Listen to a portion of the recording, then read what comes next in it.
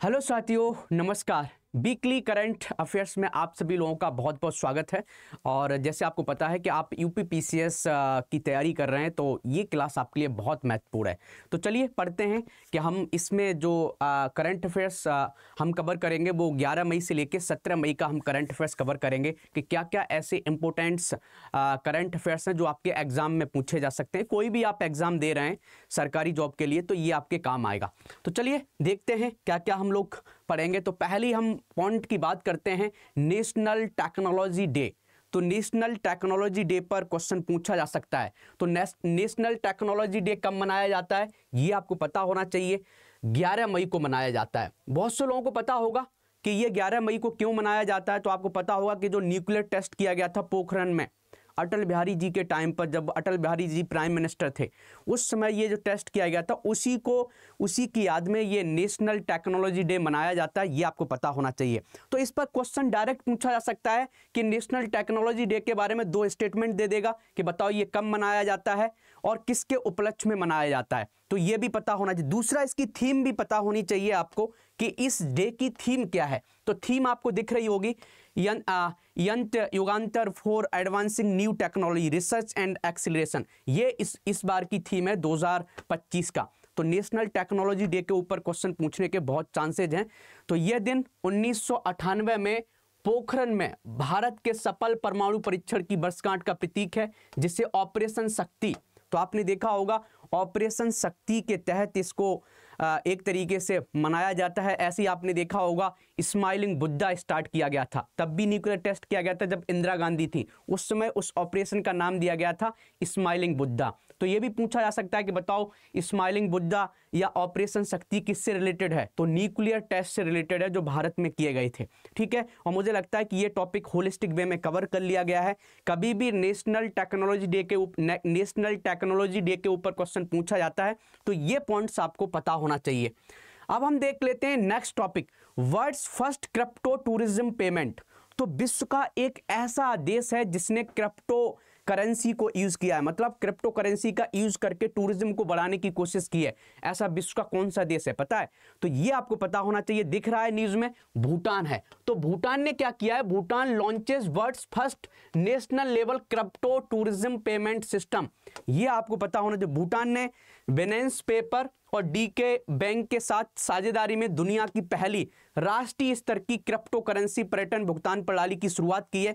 Prelims में direct question पूछा जा सकता है कि किस देश ने अपने टूरिज्म को बढ़ाने के लिए क्रिप्टो करेंसी का एक तरीके से लेन देन अलाउ कर दिया है। ये आपको पता होना चाहिए। तो ये किसने किया है? तो ये किया है, किसने किया है? तो ये भूटान ने किया है। ये आपको पता होना। डायरेक्ट एक पूछा जा सकता है, आपको नहीं पता होगा तो आप नहीं कर पाएंगे। नेक्स्ट टॉपिक को देखते हैं और क्या क्या है। तो वन वॉलेट वन जर्नी नामक यह सिस्टम यात्रियों को अपनी यात्रा के लगभग सभी पहलुओं के लिए बिटकॉइन, एथेरियम, बाइनेंस कॉइन जैसी डिजिटल मुद्राओं का उपयोग करने की अनुमति देता है। फ्लाइट और होटल बुकिंग से लेकर भोजन और खरीदारी तक के लिए अलाउ करता है। ये आपको पता होना चाहिए। व्यापक क्रिप्टो करेंसी कौन कौन है? बिटकॉइन आप यूज कर सकते हो, बाइनेंस कॉइन कर सकते हैं, यूएसडी कॉइन कर सकते हो। जैसी लोकप्रिय क्रिप्टो करेंसी शायद 100 से अधिक क्रिप्टो करेंसियों का उपयोग करके भुगतान किया जा सकता है। ये आपको पता होना चाहिए। तो भैया विश्व का एक ऐसा देश जिसने अपने टूरिज्म को बढ़ाने के लिए क्रिप्टो करेंसी को अलाउ कर दिया है, तो वो क्या है? भूटान है। कर लिया होगा और अच्छे से समझ में आ गया होगा।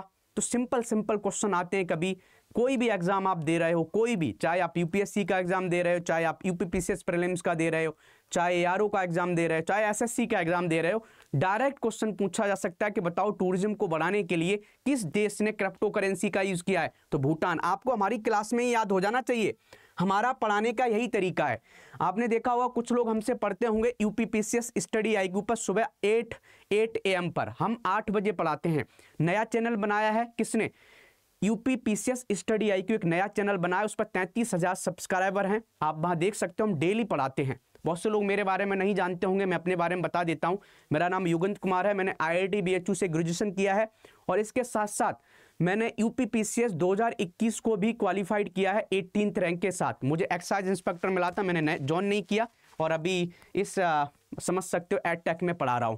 ठीक है, चलो नेक्स्ट टॉपिक की हम बात करें। 10 ईयर्स ऑफ जन सुरक्षा स्कीम। जन सुरक्षा स्कीम को यहां पर बात की गई है कि जन सुरक्षा स्कीम की 10 साल हो गई हैं। तो जन सुरक्षा स्कीम होती क्या है कि ऐसी स्कीम जो हमारी जो जनता है, जो भारत के जो नागरिक हैं, उनको एक तरीके से सोशल सिक्योरिटी दिया जाए। सोशल सिक्योरिटी, सामाजिक सुरक्षा।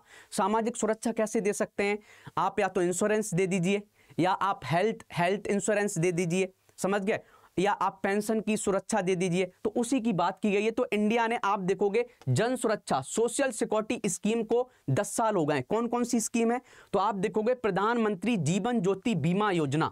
तो जीवन ज्योति बीमा योजना को 10 साल हो गए, ये आपको पता होना चाहिए। एक एक स्कीम के बारे में पढ़ेंगे कि इस स्कीम का क्या उद्देश्य है, इस स्कीम को कौन ज्वाइन कर सकता है, किस एज ग्रुप का हो सकता है, कितना उसको पैसा देना पड़ेगा, और जब कुछ भी होता है तो कितना पैसा मिलेगा। ये सब बातें हम विस्तार से कवर करेंगे। ऐसे ही देखोगे प्रधानमंत्री सुरक्षा बीमा योजना, एक तरीके से ये सुरक्षा बीमा योजना है, इसको भी 10 साल हो गए। ऐसी अटल पेंशन योजना, ये पेंशन योजना है कि आप 60 साल के हो जाओगे, आपको कुछ ना कुछ पेंशन मिलेगी यदि आपने अटल पेंशन योजना को ज्वाइन किया है।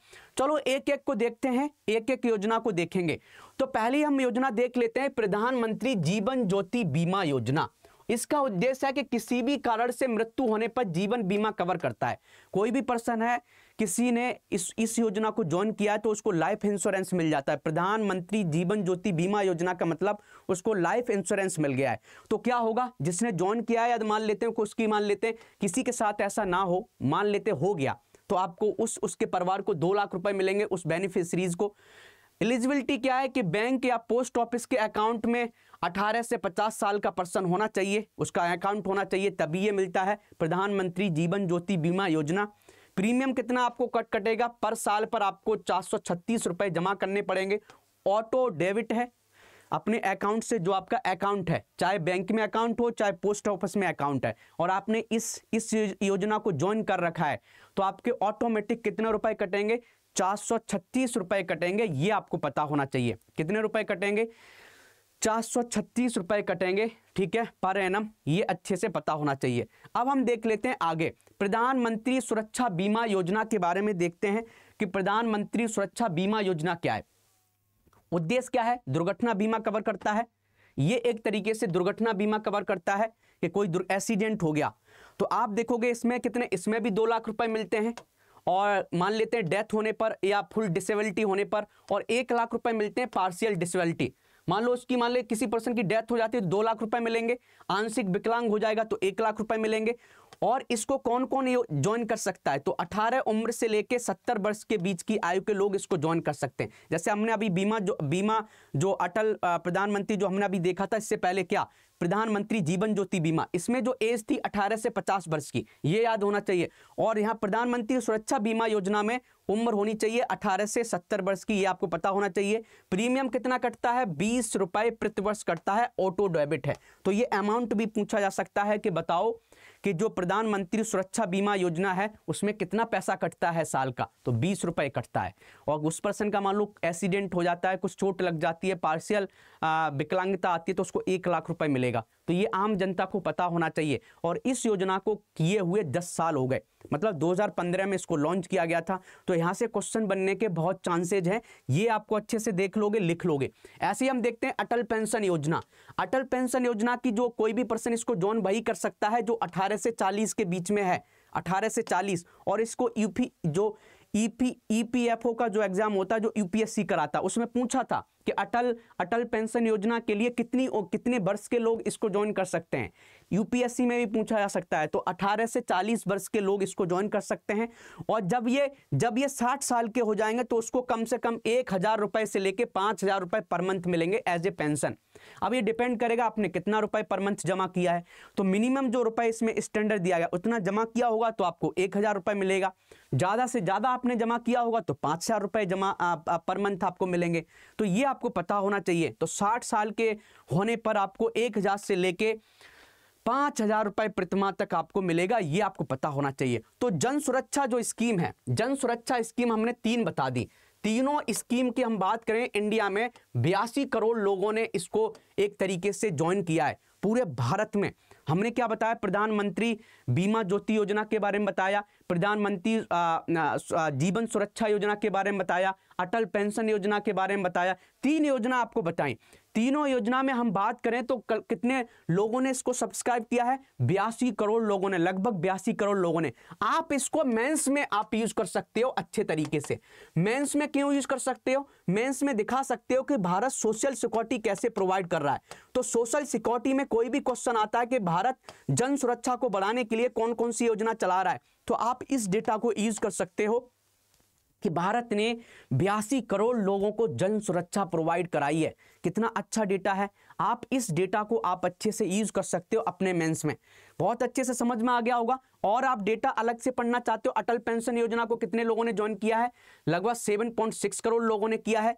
आप देखोगे प्रधानमंत्री सुरक्षा बीमा योजना को 51 करोड़ लोगों ने एक तरीके से एनरोलमेंट किया है। समझ गए? ऐसे ही देखोगे प्रधानमंत्री जीवन ज्योति बीमा योजना को 23 करोड़ लोगों ने ज्वाइन किया है। ये आपको पता होना चाहिए। टोटल हम लोगों की बात करें तो आप क्या दिखा सकते हो? कोई भी क्वेश्चन आता है आप सोशल सिक्योरिटी को दिखा सकते हो। सोशल सिक्योरिटी को कैसे प्रमोट किया जा रहा है, तो सोशल सिक्योरिटी कैसे, तो सोशल सिक्योरिटी कैसे प्रोवाइड की जा रही है आप दिखा सकते हो कि अटल पेंशन योजना का आप डेटा दिखा दो। अटल पेंशन योजना में लोगों ने कितना ज्वाइन किया है? अटल पेंशन योजना का यहाँ दिखा दो डेटा। अटल पेंशन योजना, तो अटल पेंशन योजना की हम बात करें, यहाँ पर दिखा दो नंबर्स कि कितने लोगों ने इसको ज्वाइन किया है। और कितने साल की हम बात कर रहे हैं? 2025 तक की बात कर रहे हैं कि 2025 तक, या 2024 का डेटा अभी का है कि 2024 तक कितने लोगों ने इसको ज्वाइन किया है। तो अटल पेंशन योजना को हमने क्या दिखाया था? अभी आपने देखा कि अटल पेंशन योजना में कितना है? 7.6 करोड़ लोगों ने ज्वाइन किया है। 7.6 करोड़ लोगों ने ज्वाइन किया है। आप ऐसे दिखा दो। ऐसे ही हम बात करते हैं कि ये जो योजना है कि जो प्रधानमंत्री सुरक्षा योजना, इसमें 51 करोड़ लोगों ने किया है। तो आप मेंस में ये डेटा जब दिखाओगे ना तो कितना अच्छा एक तरीके से आपको मार्क्स मिलेंगे। तो मेरे पढ़ाने का तरीका यही है कि आप जो करंट अफेयर्स पढ़ रहे हो उसको आप मेंस से कनेक्ट करो। तो ऐसे ही आप क्या करोगे? प्रधानमंत्री जीवन सुरक्षा योजना जो कौन सी थी, आप देखोगे प्रधानमंत्री सुरक्षा बीमा योजना। तो प्रधानमंत्री सुरक्षा बीमा योजना को लिख सकते हो कितने लोगों ने किया है, आप एग्जैक्ट डेटा लिख सकते हो। आप देख सकते हो 51 करोड़ लगभग हैं। तो 51 करोड़ लोगों ने इसको ज्वाइन किया है। 51 करोड़ लोगों ने इसको ज्वाइन किया है, तो 51 करोड़ आप लिख सकते हो। ठीक है, तो ये चीजें आपको पता होना चाहिए कि इसको आप ऐसे दिखा दोगे तो अच्छे मार्क्स मिलेंगे। कहने का मकसद ये है हमारा कि आप कोई भी चीज पढ़ते हो, सोचो कि आपने प्रीलिम्स निकाल लिया तो मेंस में क्या आपके पास है लिखने के लिए। कोई भी आप डेटा पढ़ते हो, सोचो कि प्रीलिम्स में कैसे क्वेश्चन बन सकते हैं। इसी हमने जो अभी टॉपिक खत्म किया है कि हमने ये बताया कि भैया जन सुरक्षा योजना 3 समझाएं, तो उसमें से क्वेश्चन पूछा जा सकता है कि तीनों स्कीम को दे देगा और सबके एज मैच करने के लिए बोल देगा कि किस एज के लोग इसको ज्वाइन कर सकते हैं। तो अटल पेंशन योजना 18 से 40 वर्ष, समझ गए। और आपने देखा होगा जीवन ज्योति जो बीमा योजना है उसके लिए क्या है? 18 से 50 साल। फिर आपने देखा होगा कि जो सुरक्षा बीमा योजना है उसके लिए 18 से 70 की एज है। तो ऐसे भी क्वेश्चन प्रीलिम्स में बन सकता है। मेंस में आप ये डेटा यूज कर सकते हो कि भाई भारत सरकार कितने लोगों को एक तरीके से जन सुरक्षा सोशल सिक्योरिटी प्रोवाइड कर रहा है। ये डेटा आप अच्छे तरीके से यूज कर सकते हो। बहुत अच्छे से समझ में आ गया होगा। नहीं आया है कोई दिक्कत नहीं, अच्छे से पढ़ो। ठीक है, चलो आगे चलते हैं। जैनु कुरवा कम्युनिटी के बारे में देख लेते हैं कि ये जो ट्राइब है नीज में है, जैनु कुरवा कम्युनिटी। तो ये नीज में क्यों है? तो पहले तो ये पता होना चाहिए कि जैनु कुरवा जो जनजाति हाल ही में वन अधिकार अधिनियम, आपने देखा होगा फॉरेस्ट राइट एक्ट 2006 के तहत क्या हुआ है, इनको रहने की जमीन दी गई है। समझ गए? तो कौन से टाइगर रिजर्व में दिया गया है? तो नागरहोल टाइगर रिजर्व में इनको जमीन दी गई है। तो बहुत से आपने देखा होगा, बहुत से जो आदिवासी लोग हैं उनको जो टाइगर रिजर्व बन रहे हैं उनको बाहर भगा दिया जाता है। लेकिन फॉरेस्ट राइट एक्ट 2006 आया है, इसको इंप्लीमेंट कौन करता है? कभी कभी आप कंफ्यूज हो सकते हो। यूपीएससी ने क्वेश्चन पूछा था कि फॉरेस्ट राइट एक्ट 2006 को इंप्लीमेंट कौन करता है? बहुत से लोगों ने 50% लोगों ने लगाया था मिनिस्ट्री ऑफ एनवायरनमेंट। नहीं, फॉरेस्ट राइट एक्ट 2006 जो इंप्लीमेंट करता है वो मिनिस्ट्री ऑफ ट्राइबल करता है। आदिवासी के लोगों के अधिकारों की बात करता है। तो कोई भी आदिवासी पर्सन है जो कई सालों से जंगलों में रह रहा है, उसका अधिकार देता है कि आप यहाँ रह सकते हो, कुछ जो माइनर प्रोड्यूस हैं उनको यूज कर सकते हो, फॉरेस्ट को मैनेजमेंट का भी अधिकार देता है। तो ये क्वेश्चन पूछा जा सकता है कि जैनू कुरुबा बताओ ये ट्राइबल्स लोग कहाँ पर रहते हैं, तो ये आपको पता होना चाहिए। तो ये आप देखोगे कि ये एक तरीके से जो हमारा जो एरिया है, कहाँ का एरिया है, कर्नाटक के आसपास रहते हैं और इनको क्या है, नागरहोल टाइगर रिजर्व में रहने का एक तरीके से अधिकार दिया गया है। तो किसके तहत दिया गया है ये भी आपको पता होना चाहिए। तो जैनी कुरुबा एक आदिवासी समुदाय है जो पारंपरिक रूप से शहद संग्रह करते हैं, ये भी आपको पता होना चाहिए, मतलब हनी कलेक्शन करते हैं। वे पीढ़ियों से नीलगिरी के जंगलों में रहते आए हैं, जिसमें अब नागरहोल टाइगर रिजर्व के रूप में नामित क्षेत्र में भी शामिल हैं। जंगल से उनका गहरा जुड़ाव है, समझ गए। उनकी संस्कृति और आध्यात्मिक प्रथाओं भी शामिल हैं। तो आप देखोगे आदिवासी लोगों का जो कल्चर है वो जंगल से बहुत जुड़ा हुआ है। जंगल, जमीन और जल, जल जंगल जमीन, यही तो बोला जाता है। आपने नक्सलिज्म सुना होगा, नक्सलिज्म में भी उनकी डिमांड क्या होती है। कभी कभी देखोगे कि देखो नक्सलिज्म तो खराब है कि आप देखोगे हमारे इंडियन फोर्स को लोग मार देते हैं, वो इतने वायलेंस करने रहते हैं। तो वायलेंस मतलब आपको अपने अधिकारों के लिए भाई साहब इतना बैलेंस होने की ज़रूरत नहीं है, आप अपनी बात को रखो। और हर कोई होता भी नहीं है, कुछ ही लोग हैं जो बाहर के सपोर्ट से यहाँ पर इंडिया को तोड़ने की कोशिश करते हैं। लेकिन अब तो बहुत ख़त्म हो गया। एक टाइम ऐसा था कि नक्सलिज्म बहुत ज़्यादा था, इन्हीं लोगों को भटकाया जाता था जो सीधे साधे लोग थे कि हाँ आपको ये दे दिया जाएगा, आप हमें सपोर्ट करो, पैसा दे दिया, थोड़ा बहुत खाना दे दिया और इनसे एक तरीके से वायलेंस करवाते थे। ठीक है, तो जैनू कुरुबा के बारे में आप जान गए होंगे, ये ट्राइब है। इनको फॉरेस्ट राइट एक्ट 2006 के तहत क्या है, अधिकार दिया गया है नागरहोल टाइगर रिजर्व में। कहाँ रहते हैं ये, एक तरीके से कर्नाटक रीजन में रहते हैं। कोई भी क्वेश्चन पूछा जाता है तो आप अच्छे से कवर कर सकते हो। और भी देख लेते हैं कि हम शेड्यूल ट्राइब के बारे में और थोड़ा पढ़ लेते हैं, जिससे होलिस्टिक तैयारी हो जाए। शेड्यूल ट्राइब की हम बात करते हैं तो शेड्यूल ट्राइब्स पूरी पॉपुलेशन का, भारत की पूरी पॉपुलेशन का 8.6% है। समझ गए, ये आपको पता होना चाहिए। शेड्यूल ट्राइब में जो लोग सबसे गरीब होते हैं, उनको एक दर्जा दिया गया है। सबसे गरीब जो होते हैं उनको पीबीटीजी बोलते हैं। पीबीटीजी आपने सुना होगा, PBTG group, particularly vulnerable tribal groups. तो पीबीटीजी मतलब जो सबसे गरीब हैं, जो शेड्यूल ट्राइब में सबसे गरीब हैं उनको पीबीटीजी बोला जाता है। और इंडिया में टोटल 75 हैं। ये यूपीएससी ने क्वेश्चन पूछा था कि बताओ इंडिया में टोटल कितने पीबीटीजी हैं, 75 है। सबसे ज्यादा पीबीटीजी किस में है, उड़ीसा में है। उड़ीसा में कितने पीबीटीजी ग्रुप हैं, 13 है, ये आपको पता होना चाहिए।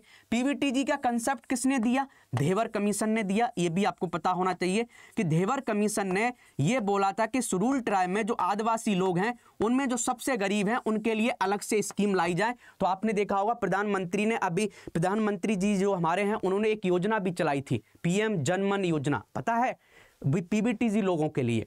तो ये सब चीजें आपको पता होना चाहिए। शेड्यूल ट्राइब लोगों के लिए आपने ये भी देखा होगा कि एकलव्य रेसिडेंशियल मॉडल स्कूल भी चल रहा है, जिसमें आदिवासी बच्चों को पढ़ाया जाता है। ये सब पॉइंट्स आपके दिमाग में होना चाहिए। हमारे संविधान में ट्राइबल लोगों के लिए शेड्यूल भी दिए गए। अब बोलोगे सर कौन से शेड्यूल है, तो आपने देखा है उनकी कल्चर के लिए 5th शेड्यूल दिया गया है। समझ गए, ऐसे लगभग 10 राज्यों में है। कितने राज्यों में है, 10 स्टेट में है। समझ गए, 10 स्टेट में 5th शेड्यूल इंप्लीमेंट होता है। हम बात करते हैं 6th शेड्यूल है, ये भी आपको पता होना चाहिए कि 6th शेड्यूल कितने राज्यों में, 4 राज्यों में, 4 स्टेट में। ये राज्य भी पता होना चाहिए। और प्रीलिम्स में कई बार पूछा गया है कि जो 6th शेड्यूल है वो किससे रिलेटेड है, तो भैया 6th शेड्यूल जो रिलेटेड है वो आदिवासी लोगों से रिलेटेड है।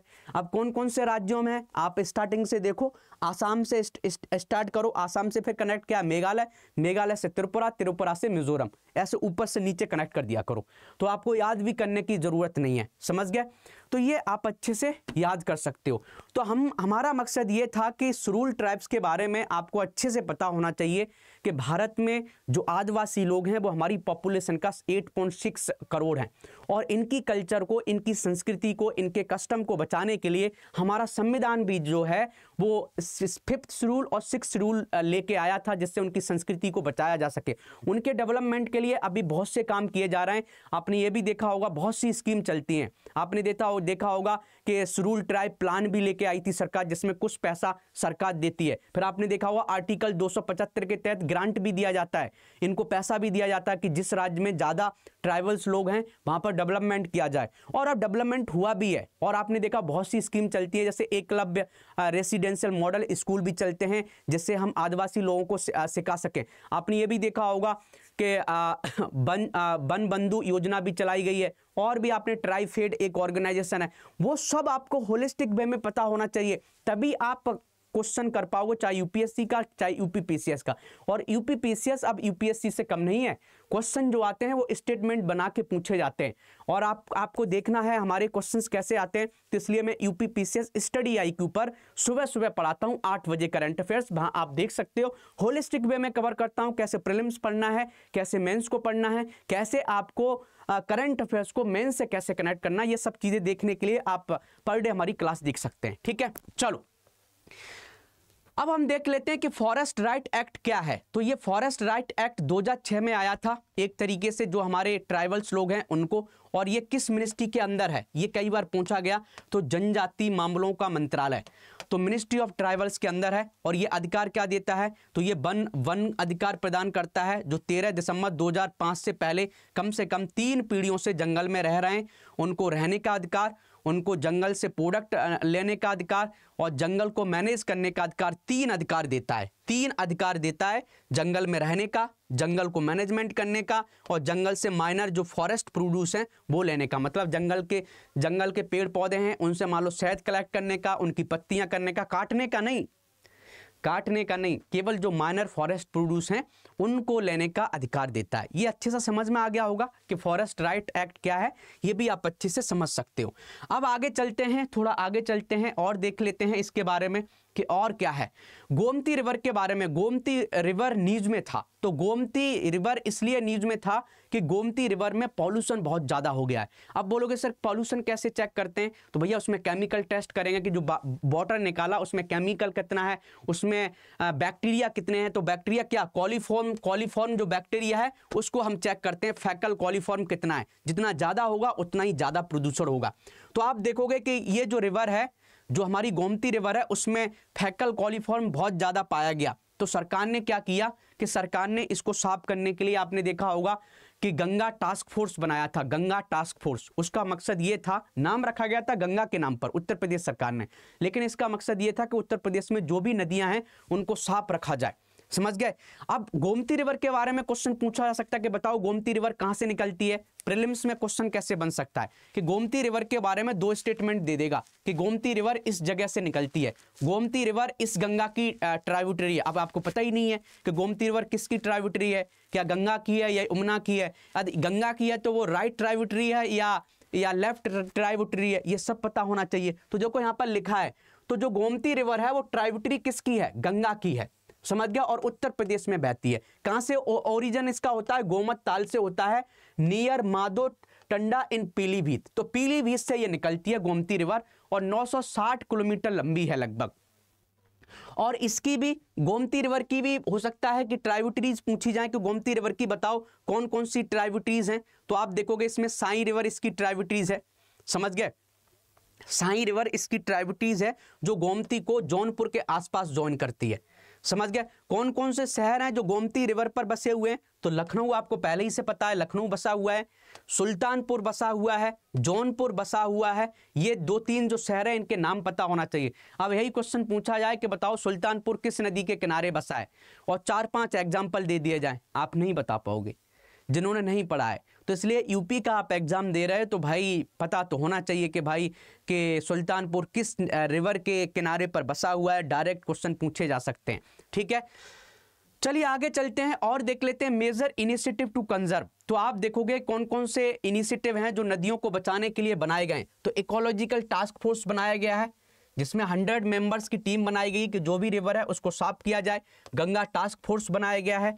इंफ्रास्ट्रक्चर अपग्रेड किए गए कि कोई भी रिवर में कोई वेस्टेज का पानी आ रहा है तो उसको पहले ट्रीटमेंट किया जाए। तो ट्रीटमेंट करने के लिए प्लांट बनाए गए, तो न्यू सीवेज ट्रीटमेंट प्लांट बनाए गए। ये आपको पता होना चाहिए कि जिससे कोई भी रिवर हमारी है उसमें कोई भी गंदा पानी ना जाए, ये हमारा मकसद रखा गया है।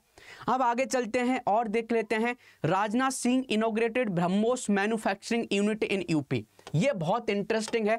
आप यूपी की परीक्षा की तैयारी करते हैं, बहुत से लोग मुझे इसलिए जानते हैं कि मैं सीसेट में मैंने कम्युनिकेशन पढ़ाया है, कम्युनिकेशन, इसलिए मुझे जानते हैं। दूसरा लोग मुझे इसलिए जानते हैं कि मैं पेपर जीएस पेपर 5 और 6 पढ़ाता हूं, जिसको यूपी स्पेशल बोलते हो, यूपी स्पेशल पेपर 5 और 6। और इसका बहुत मायने होता है कि यूपी स्पेशल पेपर जो हैं वो बहुत ज़्यादा इंपॉर्टेंट रखते हैं। इनकी हम बात करें, दोनों पेपर के मार्क्स देखा जाए कि 200 मार्क्स के मेंस में आते हैं, 200 मार्क्स, 200 मार्क्स की हम बात करें मतलब 400 मार्क्स। तो 400 मार्क्स को आपको बेहतर करना है ना, तो आपको उत्तर प्रदेश के बारे में, जो उत्तर प्रदेश का करंट अफेयर्स है वो आपको पता होना चाहिए। अब क्वेश्चन यही आ जाता है कि उत्तर प्रदेश में डिफेंस सेक्टर कैसे ग्रो कर रहा है, तो आपको पता होगा कि ब्रह्मोस का जो प्रोडक्शन होगा वो उत्तर प्रदेश के लखनऊ में होगा।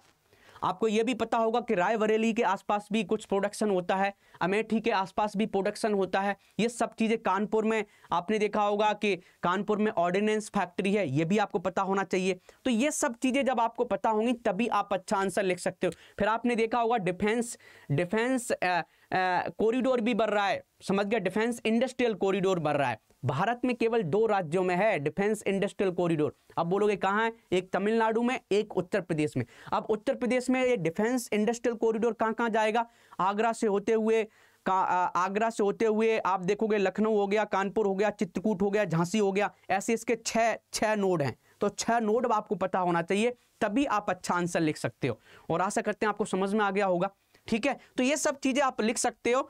तो भैया ये क्या करेगा, तो लखनऊ में जो फैसिलिटी बन रही है वो 100 ब्रह्मोस मिसाइल क्रिएट करेगा एनुअली।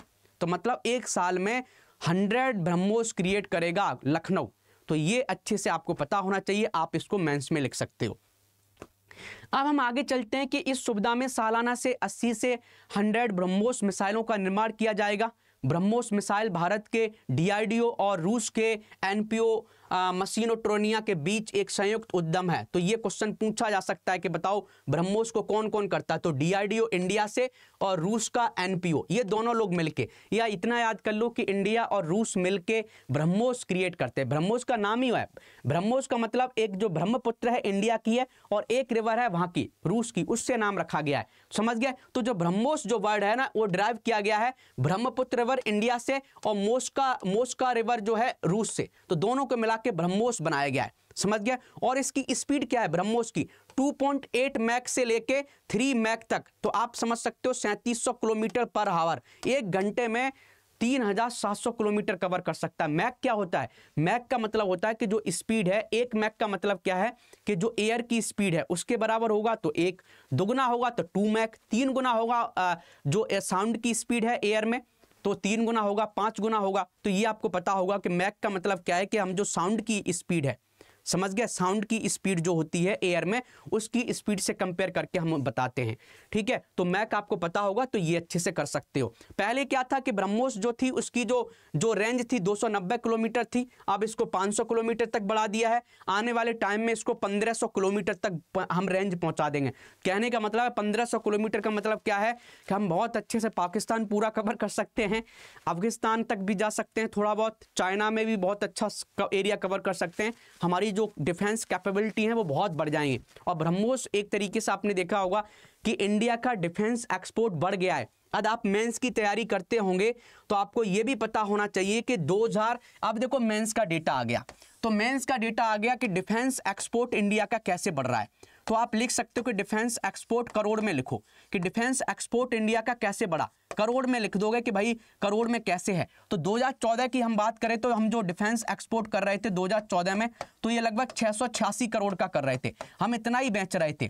अभी देखोगे कि 2024 की हम बात करें तो हमने जो डिफेंस एक्सपोर्ट किया है वो आप देख सकते हो जो 686 करोड़ से, मतलब 10 साल में हमने भाई साहब ये 23,622 करोड़ किया है। कितने ज्यादा गुना कर दिया। अब बोलोगे सर इतना ज्यादा हमने क्या क्या बेचा है, हमने भाई साहब ब्रह्मोस बेचा है, और भी बहुत से ऐसे वेपन्स हैं, ड्रोन्स भी बेचे हैं, रडार्स भी बेचे हैं। अब किसको बेचा है, फिलीपींस को हमने ब्रह्मोस बेचा है, इंडोनेशिया को भी हमने ब्रह्मोस बेचा है, और भी ऐसे कई देश हैं जिनको हमने डिफेंस वेपन्स बेचे हैं। ये आपको पता होना चाहिए, ठीक है।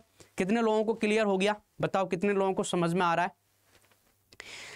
तो ये जो है आप इसको मेंस में लिख सकते हो कि इंडिया का डिफेंस सेक्टर कैसे ग्रो कर रहा है। उसके लिए मैंने एक चार्ट आपको बना के दे दिया है। हमारा पढ़ाने का तरीका ये है कि बहुत से लोग प्रीलिम्स हैं, चिल्लाते रहते हैं, वनडे एग्जाम जैसा पढ़ाता हूं मैं, ऐसा नहीं।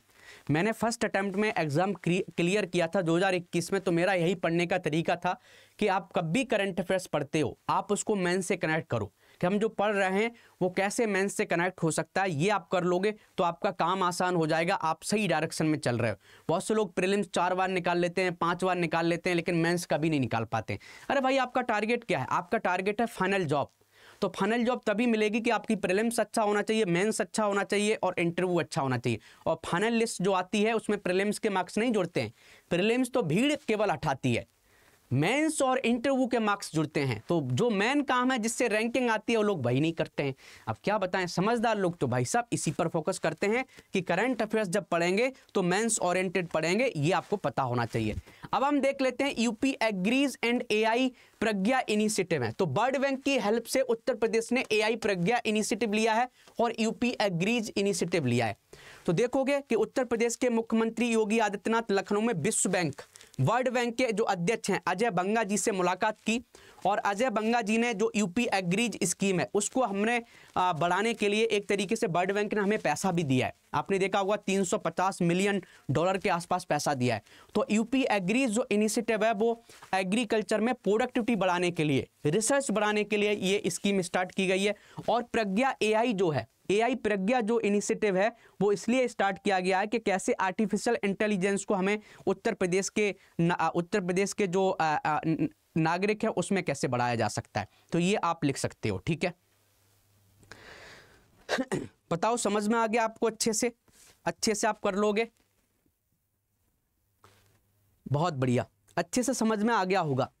अब हम चलते हैं आगे। तो ये पूछा जा सकता है कि बताओ यूपी एग्रीज और एआई प्रज्ञा इनिशिएटिव किसकी हेल्प से किए गए? तो ये भैया एक तरीके से AI Pragya to train 10 lakh youth in digital skill. तो ये भाई साहब वर्ल्ड बैंक की हेल्प से किया गया है, ये आपको पता होना चाहिए। तो देख लेते हैं यूपी एग्रीज जो है Uttar Pradesh accelerated growth in rural economy and enterprise strengthening, ये यूपी एग्रीज की एक तरीके से फुल फॉर्म है। तो पूर्वांचल और बुंदेलखंड के 28 जिलों में कृषि के आधुनिकीकरण पर ध्यान केंद्रित किया गया है। 6 वर्षों में विश्व बैंक से 2,737 करोड़ के ऋण द्वारा समर्पित, जिसमें उत्तर प्रदेश सरकार 1166 करोड़ रुपए का योगदान देगी। इसका लक्ष्य है 10 लाख किसानों को लाभ पहुंचाना, जिसमें 30% भागीदारी महिलाओं की होगी, ये आपको पता होना चाहिए। इसमें कृषि में वैश्विक सर्वोत्तम प्रथाओं को सीखने के लिए 500 किसानों को विदेश भी भेजना शामिल है। तो आप देख सकते हो यूपी एग्रीज स्कीम के तहत क्या है, 500 किसानों को बाहर भेजा जाएगा, चाहे इजराइल भेजा जाए कि भाई सीख के आओ, तो विदेश भेजा जाएगा। तो यूपी एग्रीज स्कीम के बारे में ये आपको पता होना चाहिए। प्रीलिम्स में डायरेक्ट क्वेश्चन पूछा जा सकता है कि बताओ यूपी एग्रीज स्कीम का मकसद क्या है। सिंपल मकसद है कि भैया प्रोडक्टिविटी बढ़ानी है, किसानों की इनकम बढ़ानी है, वर्ल्ड बैंक से पैसा लेना है और अच्छे तरीके से डेवलपमेंट करना है उत्तर प्रदेश में, ठीक है। ऐसी एआई प्रज्ञा के बारे में पता होना चाहिए। पूर्वांचल और बुंदेलखंड के 28 जिलों में कृषि के आधुनिकीकरण पर ध्यान केंद्रित किया गया है। 6 वर्षों में विश्व बैंक से 2,733 करोड़। तो यहाँ पर बार बार रिपीट कर दिया गया। तो यहाँ देखो, यहाँ पर ये एक तरीके से हिंदी ट्रांसलेशन सही नहीं है। यहाँ देखो कि 10 लाख जो यूथ हैं उनको आर्टिफिशियल इंटेलिजेंस सिखाया जाएगा एआई प्रज्ञा के तहत, समझ गए। उनको एम्प्लॉयमेंट योग्य बनाया जाएगा, ये भी आपको पता होना चाहिए, ठीक है। तो ये सब एडुकेशन, हेल्थ, एग्रीकल्चर, आईटी, इसमें सब में ध्यान दिया जाएगा, ये अच्छे से लिख सकते हो। तो लिख लो एआई प्रज्ञा का क्या मकसद है। 10 लाख यूथ को आर्टिफिशियल इंटेलिजेंस सिखाया जाएगा। कहां पर? यूपी में सिखाया जाएगा, ये आप अच्छे से लिख सकते हो।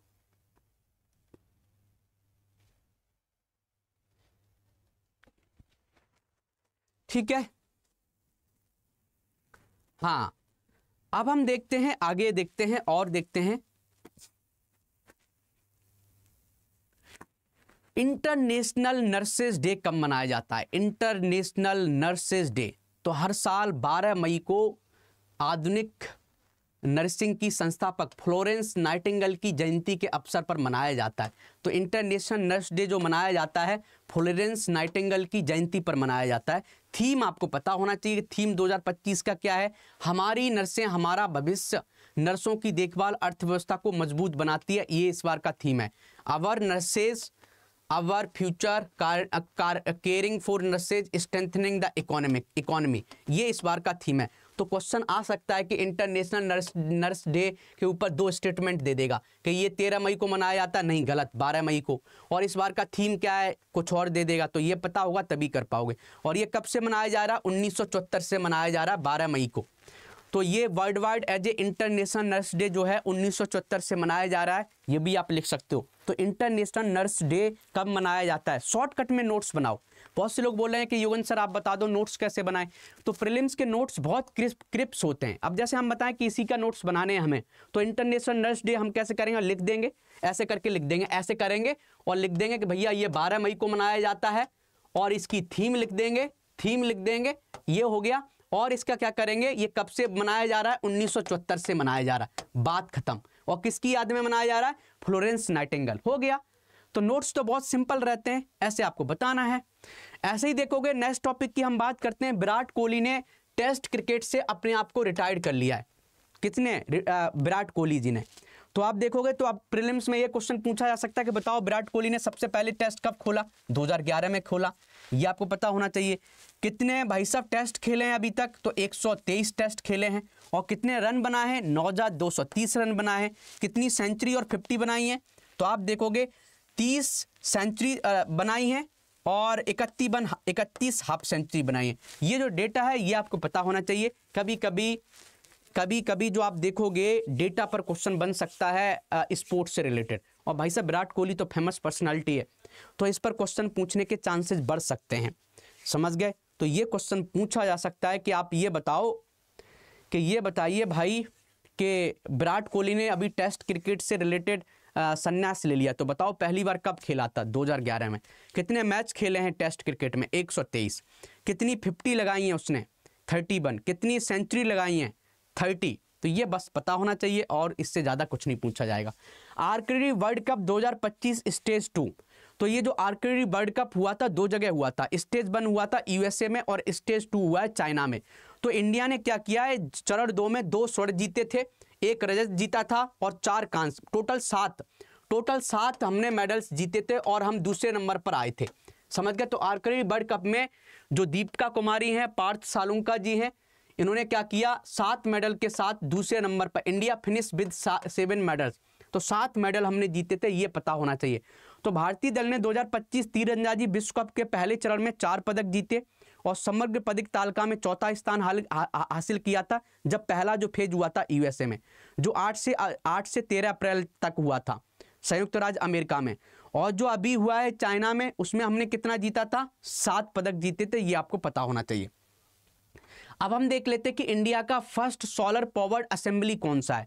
तो ऐसी कौन सी असेंबली है जो पूरा का पूरा सोलर एनर्जी पर चलेगा, ये आपको पता होना चाहिए। प्रीलिम्स में डायरेक्ट क्वेश्चन पूछा जा सकता है कि बताइए, चाहे आप एआरओ की तैयारी कर रहे हो, चाहे कोई भी एग्जाम की तैयारी कर रहे हो, डायरेक्ट कभी कभी क्वेश्चन पूछा जा सकता है कि आप ये बताइए कि कौन सा ऐसा विधानसभा है जो पूरा का पूरा सोलर एनर्जी पर चलता है। तो पता है कौन सा है, दिल्ली है भाई साहब, समझ गए। तो दिल्ली विधानसभा देश की पहली विधानसभा है जो पूरी तरीके से सौर ऊर्जा से संचालित होती है। तो एक तरीके का एग्जाम्पल दे सकते हो। अब बोलोगे सर इसको मेंस में कैसे यूज करें, तो भैया मेंस में इसको यूज करने का सिंपल तरीका यह है कि आप इसको मेंस में बहुत इंटरेस्टिंग तरीके से यूज कर सकते हो। बोले कैसे यूज कर सकते हो, आप एग्जाम्पल दे दो ना, कि एग्जाम्पल कि भैया रिन्यूएबल एनर्जी को कौन अच्छे से प्रमोट कर रहा है, कि कौन सा राज्य ऐसा है जो एक एग्जाम्पल सेट कर रहा है। तो भाई साहब ये दिल्ली सरकार है जो एग्जाम्पल सेट कर रही है, अपनी विधानसभा में सोलर एनर्जी को यूज कर रही है। ऐसे एग्जाम्पल्स जब आप मेंस में लिखते हो तो आपको भाई साहब अच्छे मार्क्स मिलते हैं। एग्जाम्पल या केस स्टडी आप लिख दो कि भैया दिल्ली सरकार पूरा का पूरा, अब जैसे आपको कोई केस स्टडी लिखना है हेल्थ के ऊपर कौन अच्छा काम कर रहा है, केरल का एग्जाम्पल दो, केरल कितना अच्छा एग्जाम्पल कर रहा है। केरल ने अभी देखोगे कि सीनियर सिटीजनशिप कमीशन बनाई थी, जो बूढ़े लोग हैं उनको अच्छे तरीके से सम्मान देने के लिए। तो जब आप केस स्टडी लिखते हो, जब आप एग्जाम्पल देते हो, तो आपका आंसर बहुत अच्छा होता है। समझ गए होंगे कि मेंस में इस नॉलेज को कैसे यूज करना है, ये आपको पता होना चाहिए। नहीं पता है कोई बात नहीं, हमारी क्लास लीजिए। हमारी क्लास कहाँ होती है, सुबह डेली 8 AM पर होती है। आप बोलोगे सर कहाँ होती है, तो बाईटी पर होती है, यूट्यूब पर। आप बोलोगे सर यूट्यूब पर कहाँ होती है, उस चैनल का नाम बताओ। तो भैया चैनल का नाम है UPPCS study IQ। UPPCS study IQ channel का नाम है। और आप चाहते हो मुझसे कनेक्ट होना तो आप मुझसे भी कनेक्ट हो सकते हो। मेरा टेलीग्राम है, बोलोगे सर टेलीग्राम क्या है आपका, तो मेरा टेलीग्राम है योगेंद्रा सर UPPCS एंड UPSC। तो ये हमारा टेलीग्राम है, आप इसको भी ज्वाइन कर सकते हैं, ठीक है। तो भैया 72 सेकंड मिस वर्ल्ड पेगेंट कहां पर हो रहा है, तो मिस वर्ल्ड 2025 जो है, तो 72वीं मिस वर्ल्ड जो प्रतियोगिता है वो हैदराबाद में होगी। और इससे पहले क्या हुआ था आप समझ सकते हो, यहां पर लिखा है कि भाई साहब पहली बार देखोगे 73 वर्ष में, हिस्ट्री में 73 वर्ष में पहली बार ऐसा हो रहा है कि लगातार इंडिया में हो रहा है। 71वां जो एडिशन हुआ था वो मुंबई में हुआ था 2024 में, और 72वां जो एडिशन हो रहा है वो हैदराबाद में हो रहा है। तो आप देख रहे हो कि 71वां 73 वर्ष बाद कहां पर हुआ था, मुंबई में। 72वां कहां पर हो रहा है मिस वर्ल्ड प्रतियोगिता, मिस वर्ल्ड जो प्रतियोगिता हैदराबाद में होगी। तो प्रीलिम्स में क्वेश्चन पूछा जा सकता है कि बताओ कि मिस वर्ल्ड जो प्रतियोगिता जो 72वीं इस बार हो रही है वो कहां हो रही है, तो हैदराबाद में हो रही है। ये आपको पता होना चाहिए। कौन जीतेगा वो तो अलग की बात है। इंडियन विनर्स कौन कौन रहे हैं, रीता फारिया 1966 में जीती थी, ये आपको पता होना चाहिए। ऐश्वर्या राय 1994 में जीती थी। प्रियंका चोपड़ा 2000 में जीती थी।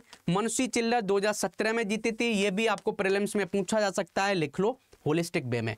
अब हम देख लेते हैं first pan genome of Asian rice. तो जो हमारा एशियन राइस है ना, उसका पूरा जीन का हमने एडिटिंग कर लिया है, मतलब पूरा जीन उसका पढ़ लिया है कि भाई ये किन किन जीनों से मिलके बना है। तो जैसे हम बात करें कि हम इंसान हैं, हमारे इंसान के सब जीन निकाल लिए जाए, देखा जाए तो हमारे ह्यूमन में बहुत जीन है, करोड़ों जीन है, बिलियंस में आते हैं। तो अभी जो साइंटिस्ट ने हैं, जो चाइनीज रिसर्चर्स हैं, तो चाइनीज जो चीन शोधकर्ता हुए, उन्होंने एशिया का जो चावल है ना उसके सब जीन निकाले हैं। और जीन निकाल के ये देखा है कि जो चावल की जितनी जो वेराइटीज़ बनी है, चावल की जितनी भी स्पीसीज हैं, वेराइटीज़ हैं, वो एक ही चावल से निकली हैं। बस थोड़ा थोड़ा डाइवर्स, उनके जीन में थोड़ा थोड़ा चेंजेज आया और नई नए प्रोडक्ट बन गए। आपने देखा बासमती राइस है, ये अलग राइस है, ये डिफरेंट राइस है, तो कहाँ से बना है। तो उन्होंने ये भी बताया है कि जब इन्होंने पूरा जीनोम पढ़ा, तो ये आप देखो यहाँ पर पढ़ा, तो उन्होंने ये भी बताया कि और थर्ड ए, सभी जितनी भी स्पीसीज हैं वो और थर्ड ए से निकली हैं, समझ गए। तो यहाँ पर लिखा भी होगा। तो उन्होंने बताया कि जितनी भी जो स्पीसीज निकली हैं वो एक ही स्पीसीज से निकली हैं, वो क्या है, OR थर्ड ए से निकली हैं। तो कितने जीन उन्होंने निकाले हैं, 3.87 बिलियन जो बेस पेयर हैं उनको एक तरीके से निकाला है। चावल के जितने भी जीन थे वो सभी उन्होंने अच्छे तरीके से पढ़े हैं और अच्छे तरीके से कंप्यूटर्स में निकाल लिए कि ये इससे पेयर बनाता है, ये इससे पेयर बनाता है, और इस तरीके से पता लगाया। तो क्या पता लगाया, OR थर्ड ए, ये ए वेरिएंट ऑफ O, रूफी पोगन, इसी से सब निकले। तो ये निष्कर्ष इस परिकल्पना का समर्थन करते कि सभी एशियाई खेती वाले चावल एक जंगली पूर्वज से विकसित हुए हैं। एक जंगली चावल था, जंगली जो जंगल में पाया जाता था, उसी चावल से निकले। उस चावल का नाम है OR थर्ड ए। तो प्रीलिम्स में पूछा जा सकता है कि बताओ चाइनीज लोगों ने एक अभी रिसर्च किया था और उन्होंने ये बताया था कि चावल जो निकला है, जो उनकी एक स्पीसीज है, उन्हीं से सब डिफरेंट वेराइटीज़ निकली हैं। बताओ किस वेराइटी से निकली हैं, तो ये वेराइटी का नाम पता होना चाहिए। या ये पूछा जा सकता है, क्वेश्चन उल्टा करके पूछा जा सकता है। कैसे पूछा जा सकता है कि बताओ अभी चावल का पूरा पैन जीनोम बताओ कहाँ के साइंटिस्ट ने अभी पूरा निकाला है, USA के साइंटिस्ट ने, इजराइल के, या चाइना के, या भारत के, तो चाइना के साइंटिस्ट ने। ऐसे भी तो क्वेश्चन पूछा जा सकता है कि बताओ कौन से देश के साइंटिस्ट ने भाई साहब चावल के पूरे जीनोम को निकाला है, तो ये किसने निकाला है, चाइना के साइंटिस्ट ने। ये पढ़ने का तरीका है। अब हम देख लेते हैं exam defence personnel from property tax. तो प्रॉपर्टी टैक्स लगाने से, तो आंध्र प्रदेश के जो CM हैं, तो आपने देखा होगा अभी पहलगाम अटैक हुआ था। पहलगाम अटैक होने के बाद ऑपरेशन सिंदूर स्टार्ट हुआ था, जिसमें हमारे भारतीय सेनाओं ने, चाहे हम बात करें, चाहे वो थल सेना हो, चाहे वो जल सेना हो, चाहे वो वायु सेना है, एयरफोर्स हो, चाहे मिलिट्री हो, चाहे हम बात करते हैं नेवी हो, सब ने मिलके ऑपरेशन सिंदूर को बहुत सक्सेसफुल किया था।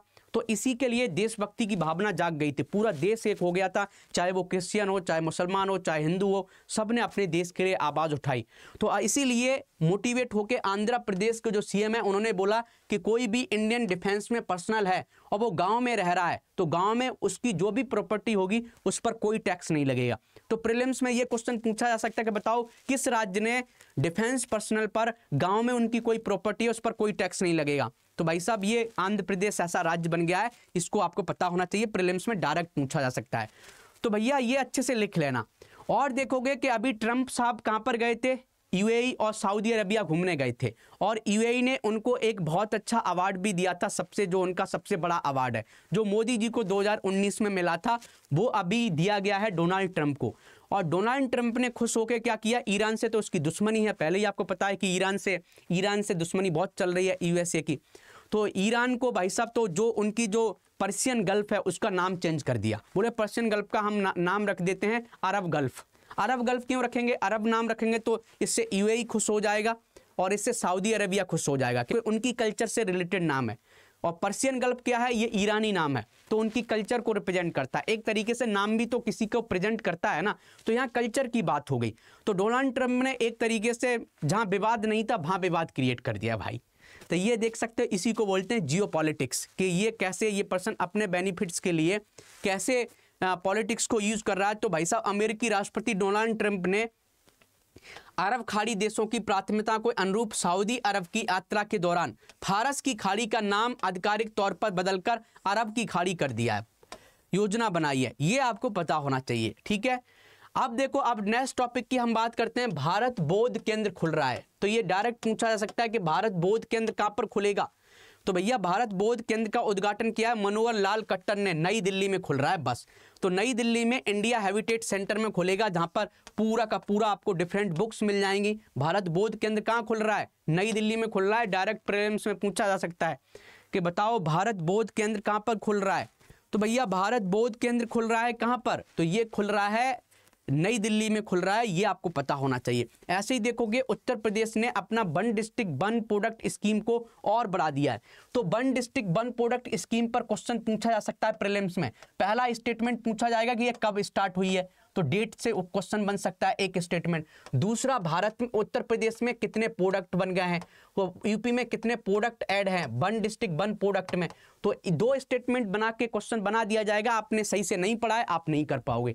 तो पढ़ने का तरीका आपका सही है ना, तो आप कहीं पर भी कोई क्वेश्चन आ जाए आप हैंडल कर लोगे, लेकिन पढ़ने का तरीका सही नहीं है ना, तो भाई साहब नहीं कर पाओगे। तो करंट अफेयर्स बहुत सरल चीज़ होती है, बस पढ़ने का तरीका बदल लो। फिर देखो करंट अफेयर्स के किसी भी एग्जाम में चले जाओ, 30 से 35 क्वेश्चन आते हैं, 150 नंबर का 150 क्वेश्चन आते हैं, तो उसमें 30 से 35 आप देखोगे करंट अफेयर्स से आते हैं। तो 30 से 35 क्वेश्चन बहुत ज़्यादा होते हैं और आसानी से 30 से 35 क्वेश्चन में आप 25 से 26 क्वेश्चन सही कर सकते हो, डायरेक्ट कर सकते हो।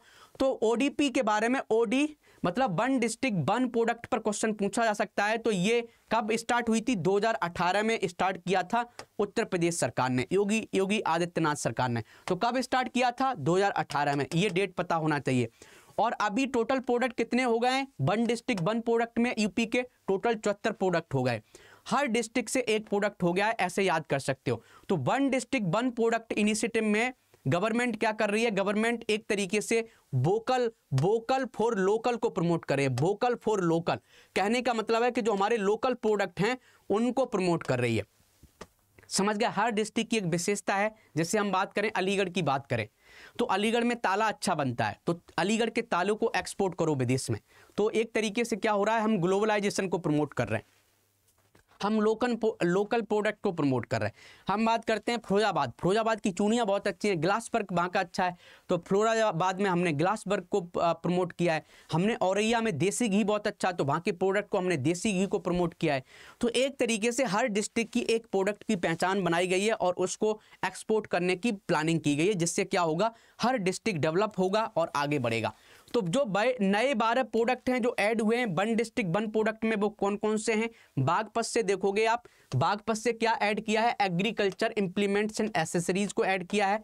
सहारनपुर से आप देखोगे होसिसरी प्रोडक्ट को ऐड किया गया है। फिरोजाबाद से फूड प्रोसेसिंग, और पहले इससे पहले आप देखोगे ग्लास वर्क को भी यहां से किया गया है। तो फिरोजाबाद से 2 प्रोडक्ट हो गया, ग्लास वर्क भी यहां पर ऐड किया है। गाजियाबाद में मेटल प्रोडक्ट एंड टेक्सटाइल और अपैरल आइटम्स, अमरोहा से metal and wooden handicrafts, Agra से पेठा इंडस्ट्री और फुटवियर किया गया है। हमीरपुर से मेटल प्रोडक्ट्स, बरेली से वुडन प्रोडक्ट्स, एटा से जो हमारा भाई साहब डिस्ट्रिक्ट है यहाँ से चिकोरी प्रोडक्ट्स किए गए। चिकोरी क्या होता है, एक खेती होती है, उससे डिफरेंट टाइप की सेंट बनती है, डिफरेंट होता है, तो चिकोरी प्रोडक्ट। और यहाँ पर घुंघरू भी हैं, पहले भी यहाँ पर घुंघरू हैं, घुंघरू भी यहाँ का एक वो था, तो घुंघरू भी एंकल्स जिनको बोलते हैं, तो घुंघरू भी यहाँ का वन डिस्ट्रिक्ट वन प्रोडक्ट के तहत जो प्रोडक्ट है एटा का घुंघरू है, ठीक है। प्रतापगढ़ फूड प्रोसेसिंग में है। बिजनौर आप देखोगे, ऐसी बलिया देखोगे, बलिया के सत्तू प्रोडक्ट को ऐड किया गया है, तो ये आपको पता होना चाहिए। तो वन डिस्ट्रिक्ट वन प्रोडक्ट कब स्टार्ट हुआ था, पता होना चाहिए। तो यूपी सरकार ने 2018 में स्टार्ट किया था, और एक तरीके से लोकल प्रोडक्ट को बढ़ाने की कोशिश की गई थी कि जो हमारे उत्तर प्रदेश के जितने भी प्रोडक्ट हैं, उत्तर प्रदेश के जितने भी प्रोडक्ट हैं उनको कैसे प्रमोट किया जाए, समझ गए, उत्तर प्रदेश की इकोनॉमी को कैसे प्रमोट किया जाए, उत्तर प्रदेश की जो टारगेट है $1 ट्रिलियन की इकोनॉमी बनाने का, उसको कैसे अचीव किया जाए। 2027 तक भाई साहब उत्तर प्रदेश का टारगेट है कि 1 ट्रिलियन इकोनॉमी को बनाया जाए। ऐसे ही भारत का भी टारगेट है 5 ट्रिलियन। तो भारत देखोगे कि अब देखोगे यूपी स्पेशल पेपर 5 और 6 पढ़ोगे तो उसमें एक टॉपिक आता है कि भारत के डेवलपमेंट में उत्तर प्रदेश का क्या रोल है। आप समझ सकते हो कि भारत का जो टारगेट है 5 ट्रिलियन, उस 5 ट्रिलियन में 1 ट्रिलियन उत्तर प्रदेश देगा, तो मतलब 20% की इकोनॉमी उत्तर प्रदेश से आएगी, यही तो टारगेट है। अब कैसे आएगी, हम एग्रीकल्चर में सपोर्ट कर रहे हैं, हम जीडीपी में सपोर्ट कर रहे हैं। भारत में सबसे ज़्यादा आप देखोगे शुगर कैन प्रोड्यूस हो रहा है, उत्तर प्रदेश में हो रहा है। भारत में 16% जो दूध प्रोड्यूस हो रहा है उत्तर प्रदेश से हो रहा है। भारत में जो 16% जो ह्यूमन रिसोर्सेज आ रहा है वो कहाँ से आ रहा है, उत्तर प्रदेश से आ रहा है। 10% जो भारत का फल है वो कहाँ से आ रहा है, उत्तर प्रदेश से आ रहा है। 16% जो सब्जियां उत्तर प्रदेश में वो कहाँ से आ रही हैं, भारत में उत्तर प्रदेश से आ रही हैं। 50% जो बफेलो मीट है वो कहाँ से आ रहा है, उत्तर प्रदेश में आ रहा है। ये डेटा आपको पता होना चाहिए, तभी आप मेंस अच्छा लिख पाओगे, नहीं पता होगा तो नहीं कर पाओगे। इसलिए हम बोलते हैं कि हम पेड बैच में यूपी स्पेशल पेपर 5 और 6 पढ़ाते हैं। आप हमारा आरंभ बैच खरीद सकते हो, या हम बात करें अर्जुन बैच जो मेंस ओरिएंटेड है, आप उसको भी खरीद सकते हैं। तो मैंने जो अभी देखोगे यूपीपीसीएस स्टडी आईक्यू में एक अर्जुन बैच है, अर्जुन बैच है मेंस का। अर्जुन बैच में हमने पढ़ाया है एक तरीके से यूपी स्पेशल को, अर्जुन बैच में हमने यूपी स्पेशल को पढ़ाया है। यूपी स्पेशल का मतलब ये नहीं कि केवल प्रीलिम्स का, नहीं, यूपी स्पेशल का मतलब ये है कि पेपर 5 और पेपर 6 को पढ़ाया है। हम मेंस ओरिएंटेड पढ़ाते, पेपर 5 और पेपर 6, पेपर 6 और लगभग हम देखोगे लगभग हम मेंस का ही पढ़ाता हूँ, प्रीलिम्स का बहुत कम पढ़ाता हूँ। प्रीलिम्स का बस ये हम डीसीए पढ़ाता हूँ ना, तो मेंस में इंडियन सोसाइटी प्रीलिम्स में नहीं पूछी जाती, जो जीएस 1 में पूछी जाती है। इथिक्स पेपर प्रीलिम्स में नहीं पूछा जाता है, इथिक्स का पेपर है GS 4 जिसको बोलते हैं। ऐसी पेपर 5 और 6 जो यूपी स्पेशल पेपर है, जैसे यूपीएससी में ऑप्शनल होता है, ऐसे यूपीपीसीएस में 2 पेपर हैं, यूपी स्पेशल पेपर 5 और 6, तो ये हम पढ़ाते हैं, ये आपको पता होना चाहिए। ठीक है, चलो आगे चलते हैं भाई। New industrial city between Lucknow and Unnao, तो लखनऊ और उन्नाव के बीच में क्या होगा, न्यू इंडस्ट्रियल सिटी बनेगी। तो कहने का मतलब है कि उत्तर प्रदेश में अब एक तरीके का औद्योगिक विकास होगा, इंडस्ट्रियल डेवलपमेंट होगा।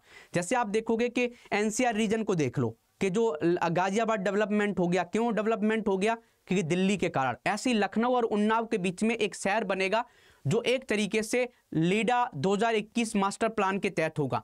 एक आधुनिक औद्योगिक शहर विकसित करने की योजना बना रहा है उत्तर प्रदेश, जहां पर क्या होगा 5 डेवलपमेंट जोन बनेंगे।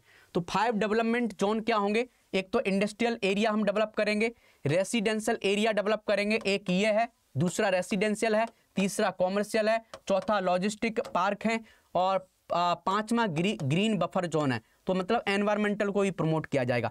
स्मार्ट इंफ्रास्ट्रक्चर होगा, समझ गए, ऐसा नहीं कि वहाँ पर अच्छे से प्लानिंग नहीं होगी, स्मार्ट होगा, वहाँ पर डिजिटल इंफ्रास्ट्रक्चर भी बहुत अच्छा होगा, सिटी सर्विस अच्छी होंगी, डिजिटल कनेक्टिविटी अच्छी होगी। स्ट्रेटेजिक लोकेशन पर है ये शहर, यहाँ से NH27 निकल रहा है, NH230 भी निकल रहा है, इसलिए ये बनेगा यहाँ पर। तो लखनऊ और उन्नाव के बीच में जो जगह है वहाँ पर एक नया स्मार्ट शहर बनेगा, ये आपको पता होना चाहिए। ठीक है, अच्छे से समझ में आ गया होगा आपको। कितने लोगों को समझ में आ गया है? आपको सच में सही लगता है तो आप कमेंट करके जरूर बताएं कि ये क्लास आपको कैसे लगी। और ऐसी वीकली क्लास हम आपके लिए लेके आया करेंगे। लेकिन आप मेरा डेली करंट अफेयर्स देखना चाहते हो तो आपको भाई यूपीपीसीएस स्टडी आईक्यू चैनल पर आना पड़ेगा। उसके लिए तो आपको आना पड़ेगा, ठीक है। वो हम सुबह सुबह पढ़ाते हैं, ठीक है। चलो आगे चलते हैं, नेक्स्ट टॉपिक देखते हैं। सेफ हार्बर की बात हो रही है, तो सेफ हार्बर क्या है, ये न्यूज में था। तो सेफ हार्बर ये होता है कि कोई भी ऑनलाइन ऐप है तो उसकी जिम्मेदारी नहीं होती कोई, जैसे मान लो फेसबुक है और फेसबुक पर मान लो मैं कोई पोस्ट डाल दूं उल्टी सीधी, तो उसकी जिम्मेदारी किसकी, फेसबुक की नहीं है, ये तो भाई हमने डाला है ना, तो उसी को बोलते हैं सेफ हार्बर। तो भाई साहब सेफ हार्बर में अभी कुछ नियम कानून बनाए हैं भारत सरकार ने कि सेफ हार्बर कैसे होना चाहिए, कि कोई भी प्लेटफॉर्म है उसमें जो प्लेटफॉर्म का जो ओनर है उसकी भी जिम्मेदारी है कि कोई उल्टी सीधी कमेंट डालता है उसको जल्दी से जल्दी डिलीट कराया जाए। तो उससे रिलेटेड यहाँ पर कुछ कानून बनाए गए हैं भारत में। तो ये पूछा जाए कि बताओ सेफ हार्बर एक शब्द था, न्यूज में था, किससे रिलेटेड है, तो ये सोशल मीडिया से रिलेटेड है, बस इतना याद कर लो। ये किससे रिलेटेड है, सोशल मीडिया से रिलेटेड है, कि सोशल मीडिया पर कितनी कैसी पोस्ट डाल सकते हो। तो सेफ हार्बर इंपॉर्टेंट है सोशल मीडिया के लिए, ये आपको पता होना चाहिए, ठीक है। इतना ही आप कर लो, ठीक है। सेफ हार्बर आप समझ गए, तो सेफ हार्बर आपको अच्छे से समझ में आ जाना चाहिए। अब हम देख लेते हैं 8th UN global road safety week मनाया गया है। तो 8वां संयुक्त राष्ट्र वैश्विक सड़क सुरक्षा सप्ताह 12 मई से 18 मई के बीच मनाया गया है। कहां पर मनाया जा रहा है ये आपको पता होना चाहिए। तो इसका उद्देश्य पैदल चलने और साइकिल चलने को सुरक्षित बनाना है। तो एक तरीके से क्या है कि जो ग्लोबल रोड सेफ्टी वीक है उसका जो मकसद है, उसका मकसद ये है कि कैसे रोड एक्सीडेंट कम किए जाएं। और भारत में रोड एक्सीडेंट बहुत ज़्यादा होते हैं, हर सेकंड में आप देखोगे कई एक्सीडेंट हो जाते हैं, तो उसको कम करना है। और एक्सीडेंट का सबसे बड़ा रीज़न क्या है, हायर स्पीड है, या ट्रैफिक का जो रूल्स है उसको मैनेज ना करना, या अच्छे तरीके से अवेयरनेस ना होना, या भाई साहब सही से हमने सीखा नहीं और चलाना स्टार्ट कर दिया, कई कारण होते हैं। तो ये पूछा जा सकता है प्रीलिम्स में कि बताओ 8th UN global road safety week कब मनाया जाता है। तो भैया 12 मई से 18 मई के बीच मनाया गया, ये आपको पता होना चाहिए। इंडियन ग्रे वॉल्फ, तो आपने देखा होगा भेड़िया, तो ये भेड़िया है, ग्रे भेड़िया है। आपने देखा होगा बहराइच में ऑपरेशन भेड़िया चलाया गया था। ऑपरेशन भेड़िया याद है कि नहीं है, ऑपरेशन भेड़िया इसलिए चलाया गया था कि वहां पर कुछ भेड़िया ऐसे हो गए थे जिन्होंने बच्चों को उठाना स्टार्ट कर दिया था। तो ऑपरेशन भेड़िया स्टार्ट किया गया था बहराइच में, ये भी आपको साथ साथ में पढ़ना है। और यही पढ़ने का तरीका होता है, भेड़िया तुरंत आया आपके दिमाग में, तुरंत आना चाहिए ऑपरेशन भेड़िया चलाया गया था बहराइच में, समझ गए। लेकिन यहाँ पर क्या है, दूसरी बात है कि जो हमारी भारतीय ग्रे भेड़िया है उसकी पॉपुलेशन कम हो रही है। अब बोलोगे सर पॉपुलेशन कम क्यों हो रही है, तो अच्छी बात है ना भाई, गलत बात है। बायोडाइवर्सिटी होनी चाहिए, हमारे जंगलों में चीता भी होना चाहिए, भालू भी होना चाहिए, हाथी भी होना चाहिए, समझ गए। जब तक ये बायोडाइवर्सिटी नहीं होगी हम नहीं रह सकते। बायोडाइवर्सिटी रहना बहुत जरूरी है, एक दूसरे पर हम डिपेंडेंट हैं, नहीं होंगे तो दिक्कतें हो सकती हैं। तो इनकी पॉपुलेशन क्यों कम हो रही है, पहली बात क्या है, इनकी रहने की जगह कम हो गई है। पहले गांव में क्या होते थे, जंगल होते थे थोड़े बहुत, तो उन्हीं में ये घुस रहते थे, मस्त रहते थे, खाना मिल जाता था, चूहा मार लिया या कोई खरगोश पकड़ लिया या बकरी खा लिया। अब ऐसी कोई जगह ही नहीं है, हर जगह खेती होने लगी है। दूसरा क्या है, भेड़ियों के साथ क्या होता है कि मीटिंग कर लेते हैं कुत्ते, समझ गया, कुत्ते जैसा होता है, तो कुत्तों से इनकी दोस्ती हो जाती, तो इनके जीन जो हैं, जीन एडल्ट्रेशन हो गए, मतलब इनकी जो जाति थी वही खत्म हो गई, अब कुत्ते बन गए, ना ये कुत्ते रहे ना भेड़िया रहे। तो ये भी इनकी समस्या है। तो कई इनकी समस्या हैं कि पहला क्या, आवास की क्षति हुई है इसलिए इनकी पॉपुलेशन कम हो रही है, मानव वन्य जीव संघर्ष हो गया, मानव इनको मार देता है, जंगली कुत्तों के बढ़ते हमलों के कारण भी इनकी पॉपुलेशन घट रही है, ये सब आपको पता होना चाहिए। तो हमने समझा दिया कि जेनेटिक डिलूशन हो रहा है, क्योंकि जो भेड़ियां होती हैं वो डॉग से इंटरब्रीड कर लेते हैं, मेटिंग कर लेते हैं, तो इससे एक तरीके से हाइब्रिडेशन हो गया। और जब हाइब्रिडेशन हो जाएगा तो एक नई स्पीसीज बन गई है, ये आपको पता होना चाहिए। जब इन्होंने कुत्तों से रिलेशनशिप बनाना स्टार्ट कर दिया तो भाई साहब कुत्तों के अंदर एक बीमारी थी, कैनाइन डिस्टेम्पर बीमारी, ये भेड़ियों में भी फैल गया। अरे भाई जब आप देखोगे मेटिंग होगा कुत्ते और भेड़िया में, तो जो कुत्ते की बीमारियां थी वो इनको फैल गई, और जब इनको बीमारियां फैल गई, अब भेड़िया है, भेड़िया का तो इलाज कर नहीं सकते, कुत्ते तो पकड़ के आप इलाज करा सकते हो, तो भेड़ियों की जब ये बीमारी हो गई तो उससे उनकी डेथ हो गई। और दूसरा सबसे बड़ा जो कारण है कि इनके रहने की जगह नहीं रही है, इसलिए भेड़ियों की पॉपुलेशन खत्म हो गई है। ये अच्छे से पता होना चाहिए। अब हम देख लेते हैं वेरी वेरी इंपॉर्टेंट, ये प्रीलिम्स में पूछने के बहुत चांसेज हैं कि इंडिया का पहला ऐसा कौन सा वकील है जिसको वर्ल्ड लॉ कांग्रेस ऑनर मिला है, वर्ल्ड लॉ कांग्रेस से सम्मानित किया गया है। तो ये जो हमारे वकील हैं वो भुवन रिबू जी हैं, लिख लो। तो भुवन रिबू ने बाल अधिकार संरक्षण में, तो बाल अधिकार संरक्षण में अपने समर्पित कार्य के लिए world law congress medal of honour प्राप्त करने वाले पहले भारतीय वकील बनके इतिहास रच दिया है। ये आपको पता होना चाहिए। तो भारत का नाम रोशन करने वाले भुवन रिबू, ये आप लिख लो इनको भाई साहब, इनको आपको पता होना चाहिए। इन्होंने बहुत अच्छे से बाल संरक्षण के लिए काम किया था। यह पुरस्कार डोमिनिकन गणराज्य में आयोजित विश्व विधि कांग्रेस 2025 विश्व न्यायाधीश संघ द्वारा दिया गया है। उन्होंने 60 से अधिक जनहित याचिकाएं PIL का नेतृत्व किया था, जिसके परिणाम स्वरूप बाल संरक्षण पर बहुत से निर्णय सुनाए गए थे। एक तरीके से उन्होंने जो चिल्ड्रन प्रोटेक्शन है, समझ गए, उन्होंने बच्चों के अधिकारों के लिए बहुत सा काम किया था, इसलिए इनको ये अवार्ड मिला है। और ये अवार्ड कहाँ पर प्रेजेंट किया गया? वर्ल्ड जूरिस्ट एसोसिएशन के द्वारा किया गया है, जो कहाँ पर हुआ था? वर्ल्ड लॉ कांग्रेस हुआ था डोमिनिकन रिपब्लिक में, वहां पर इनको अवार्ड दिया गया है। ये अच्छे से पता होना चाहिए, ठीक है। अब चलते हैं आगे भाई और देख लेते हैं world law congress medal of honour क्या है। तो world law congress medal of honour क्या है? एक प्रतिष्ठित पुरस्कार है जो वर्ल्ड जूरिस्ट एसोसिएशन द्वारा दिया जाता है। उन व्यक्तियों को दिया जाता है जिन्होंने न्याय के लिए, मानवाधिकार के लिए, कानून के शासन के असाधारण योगदान दिया है। तो इन्होंने तो भाई सब अच्छा काम किया है। भुवन रिबू ने काम क्या किया है?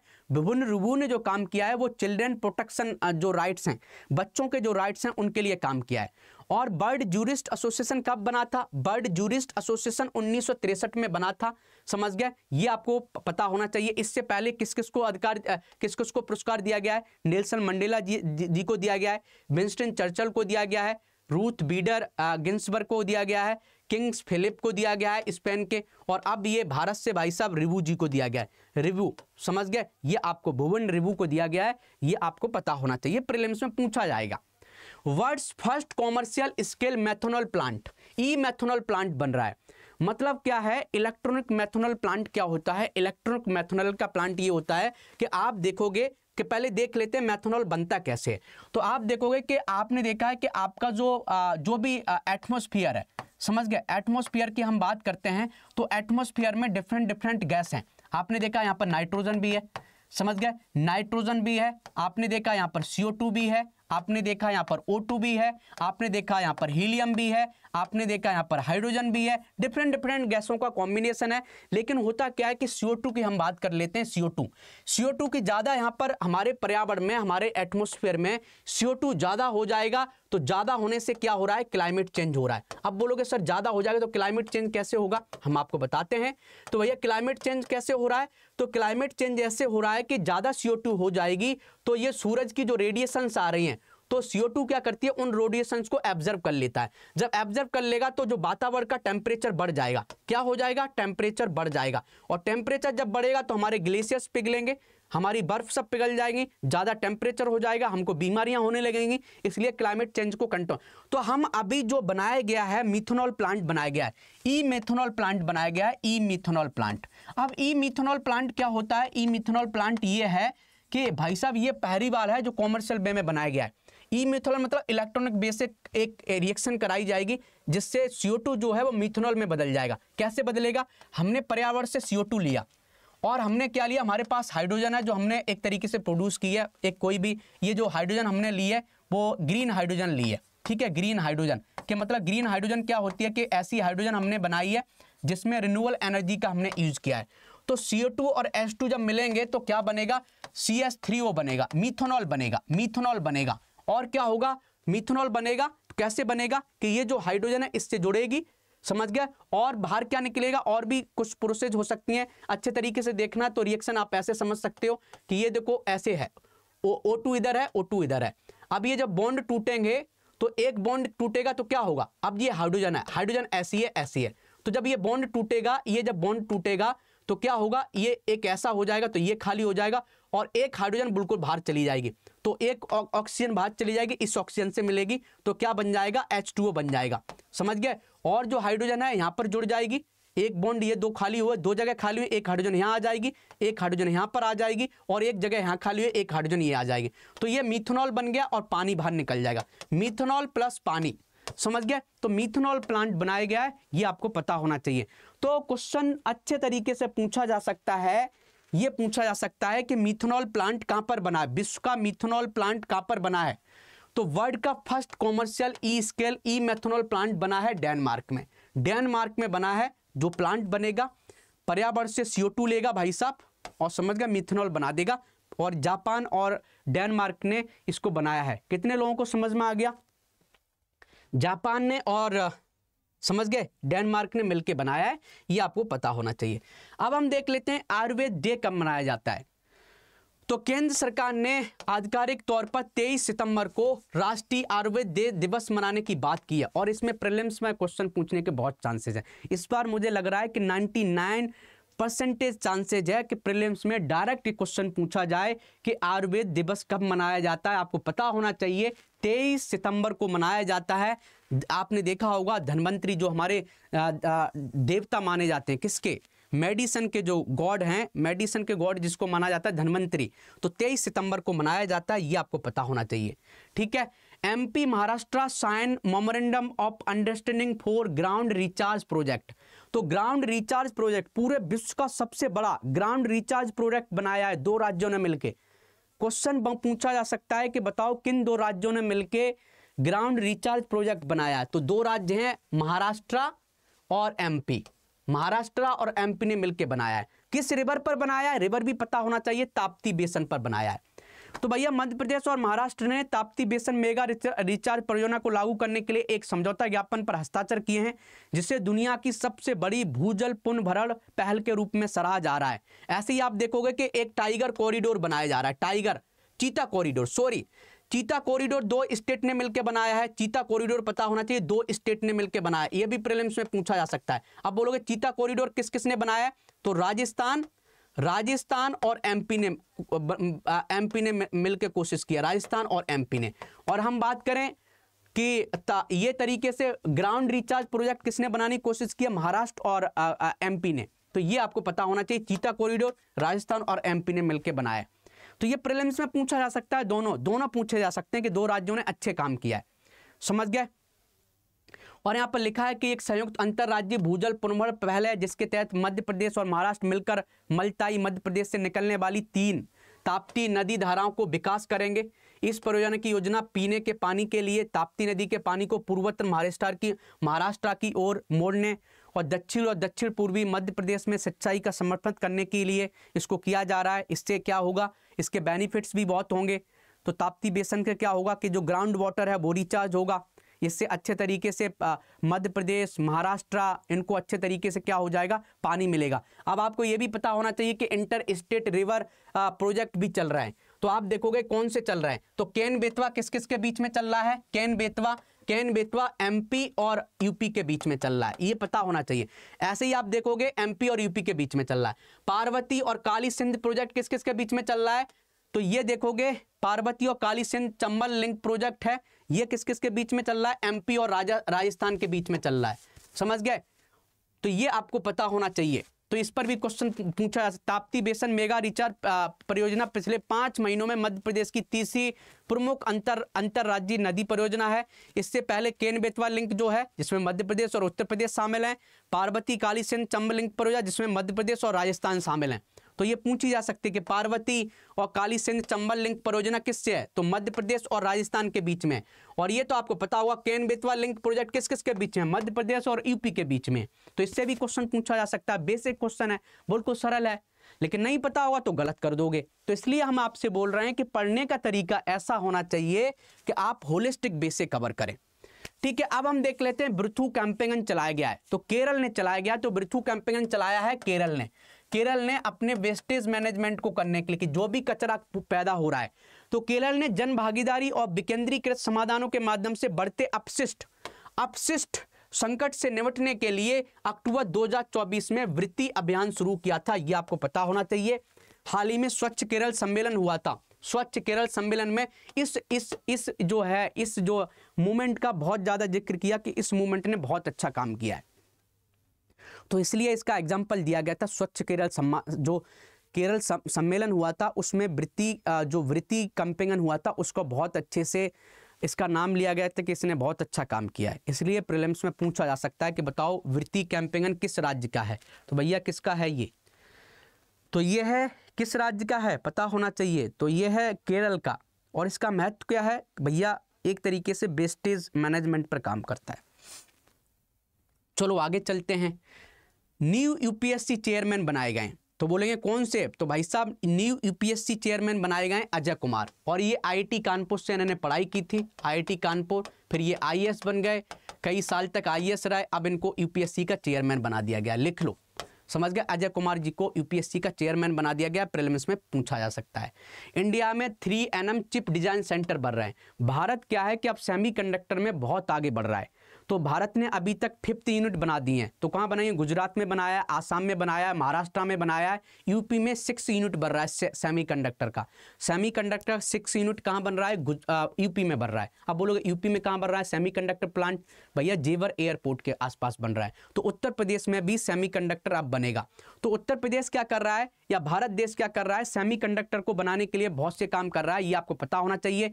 भारत देश ने क्या किया था, सेमीकंडक्टर मिशन भी स्टार्ट किया था। क्या आपको पता है, इंडिया सेमीकंडक्टर मिशन स्टार्ट किया था भारत ने, इंडिया सेमीकंडक्टर मिशन। और इसका मकसद ही था कि भारत में सेमीकंडक्टर को प्रोडक्शन बढ़ाना है। तो सेमीकंडक्टर बहुत ज़्यादा महत्वपूर्ण होते हैं। आप देखोगे ताइवान बहुत आगे निकल गया, समझ गया, साउथ कोरिया बहुत आगे निकल गया, या यूएसए बहुत आगे निकल गया। क्यों आगे निकल गया, सेमीकंडक्टर का इन्होंने प्रोडक्शन बहुत किया है, ठीक है। लेकिन इसके लिए पानी बहुत ज़्यादा चाहिए होता है, इसके लिए हमने न्यूज़ भी बनाया है, उसको आप पढ़ो, उसमें पूरी डिटेल हमने कवर की है। वो यूपीपीसीएस स्टडी आईक्यू के आप सेक्शन में जाओगे, वीडियो सेक्शन में, वहाँ पर मिल जाएगा आपको, प्लेलिस्ट देख लेना, वहाँ पर हम ऐसे न्यूज़ कवर करते हैं और मेंस से कनेक्ट करते हैं कि मेंस में कैसे पढ़ना है, ये आपको पता होना चाहिए। वर्ल्ड फूड प्राइज 2025 किसको मिला है, ये प्रीलिम्स में बहुत चांसेस है पूछा जाए, तो ब्राज़ील के जो एक माइक्रो बायोलॉजिस्ट हैं मारियांगेला हंगेरिया को मिला है। तो इन्होंने एक तरीके से जैविक नाइट्रोजन फिक्सेशन में काम जो इन्होंने किया है उसके कारण इनको मिला है। तो विश्व खाद्य पुरस्कार 2025 का मिला है, जिससे ब्राजील के अनाज उत्पादन में उल्लेखनीय वृद्धि हुई थी, ये आपको पता होना चाहिए।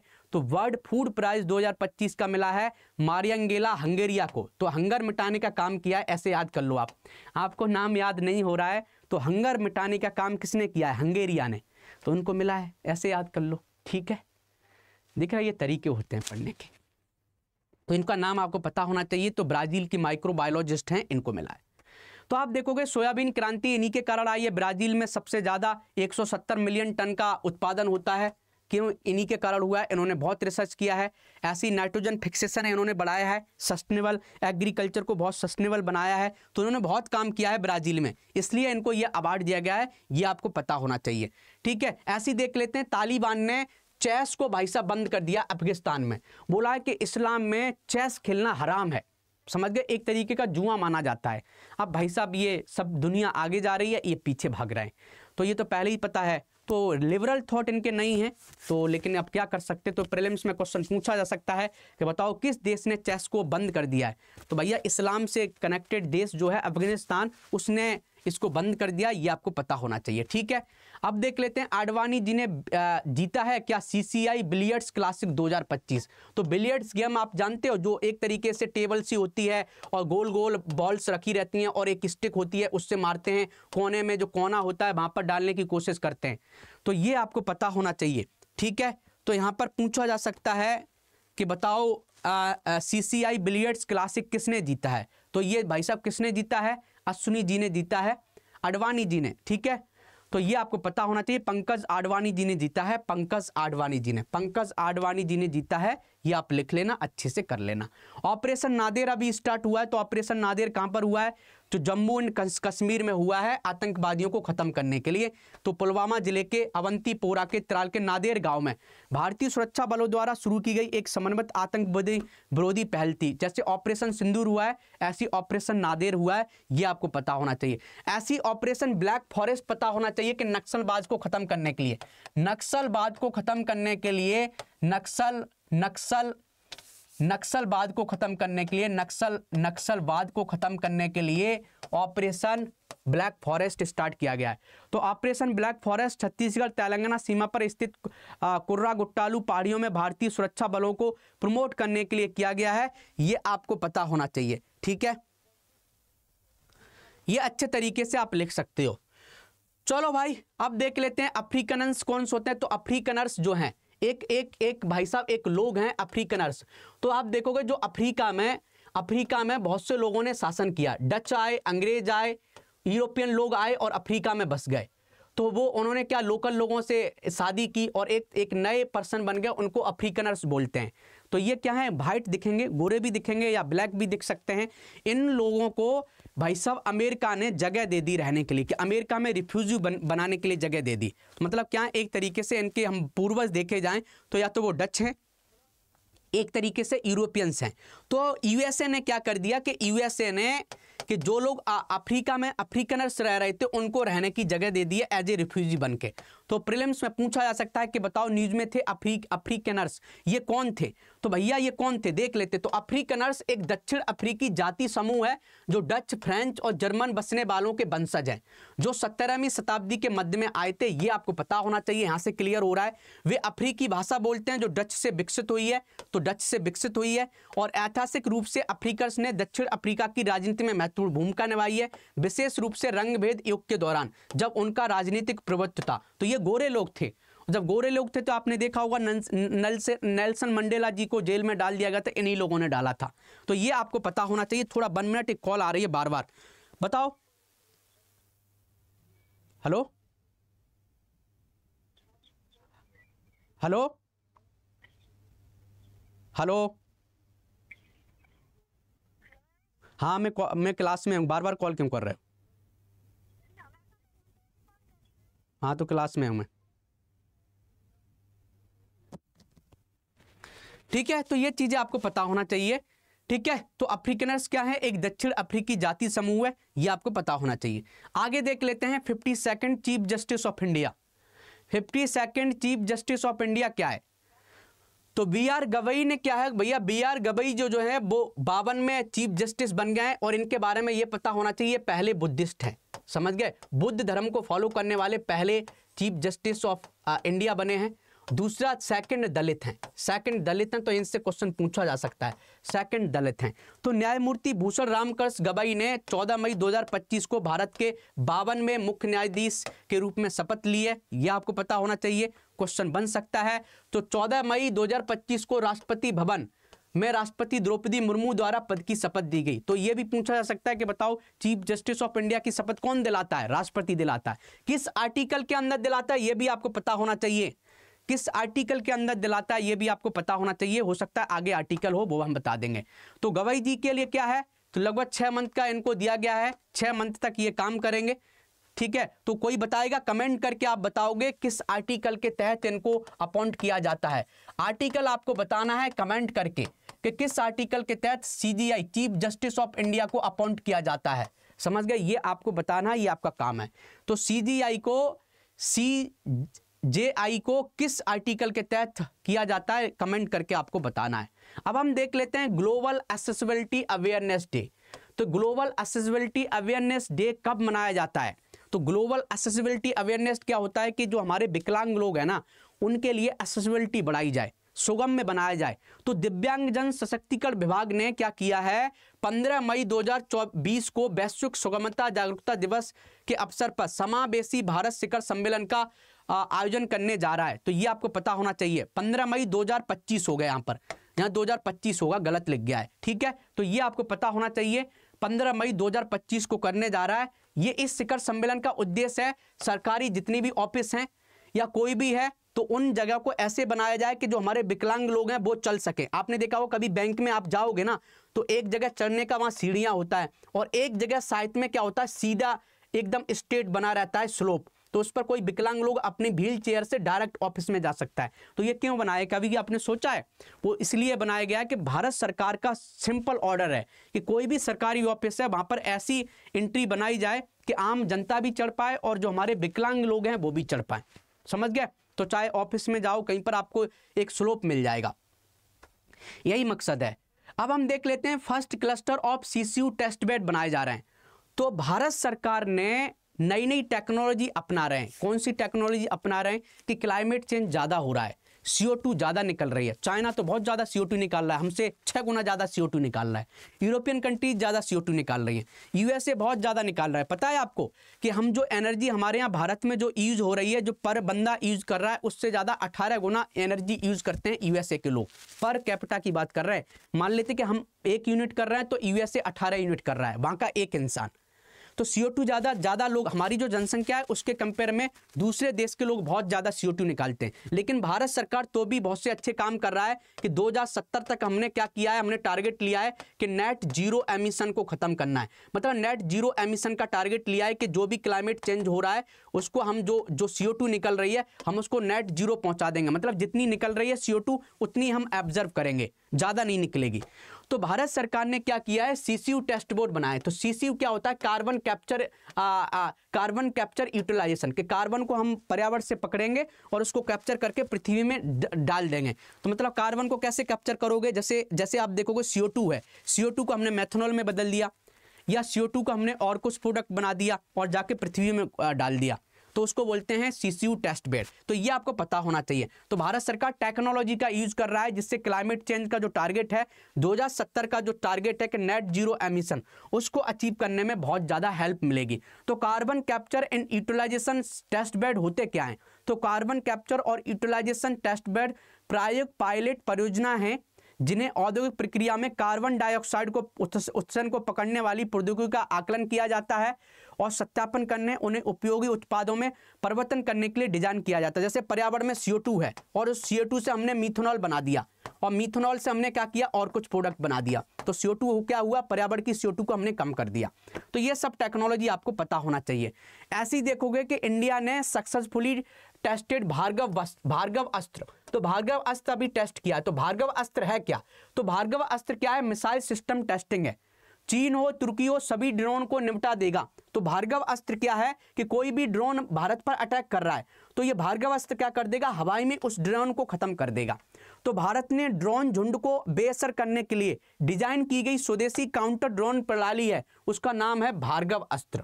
ये लिख लो, पूछा जा सकता है कि बताओ निजमेता भार्गव अस्त्र ये क्या है, तो इंडिया ने खुद की टेक्नोलॉजी से बनाया है भार्गव अस्त्र। अभी जो पाकिस्तान का थोड़ा बहुत जो लड़ाई झगड़ा हुआ था उसमें हमने इंडिजीनियस प्रोडक्ट अपने यूज किए थे, भारत अपने खुद के प्रोडक्ट, ये नहीं कि हमने विदेश से मंगाया था उनको यूटिलाइज किया था, नहीं। आपने जब वो देखा होगा कॉन्फ्रेंस तो उसमें आपने देखा होगा 4 लेयर थी डिफेंस की, जिसमें हमने अपनी जो लोकल इंडिजिनियस टेक्नोलॉजी थी उसको लगा के हमने पाकिस्तान को कंट्रोल कर लिया था। ये आपको पता होना चाहिए, ठीक है।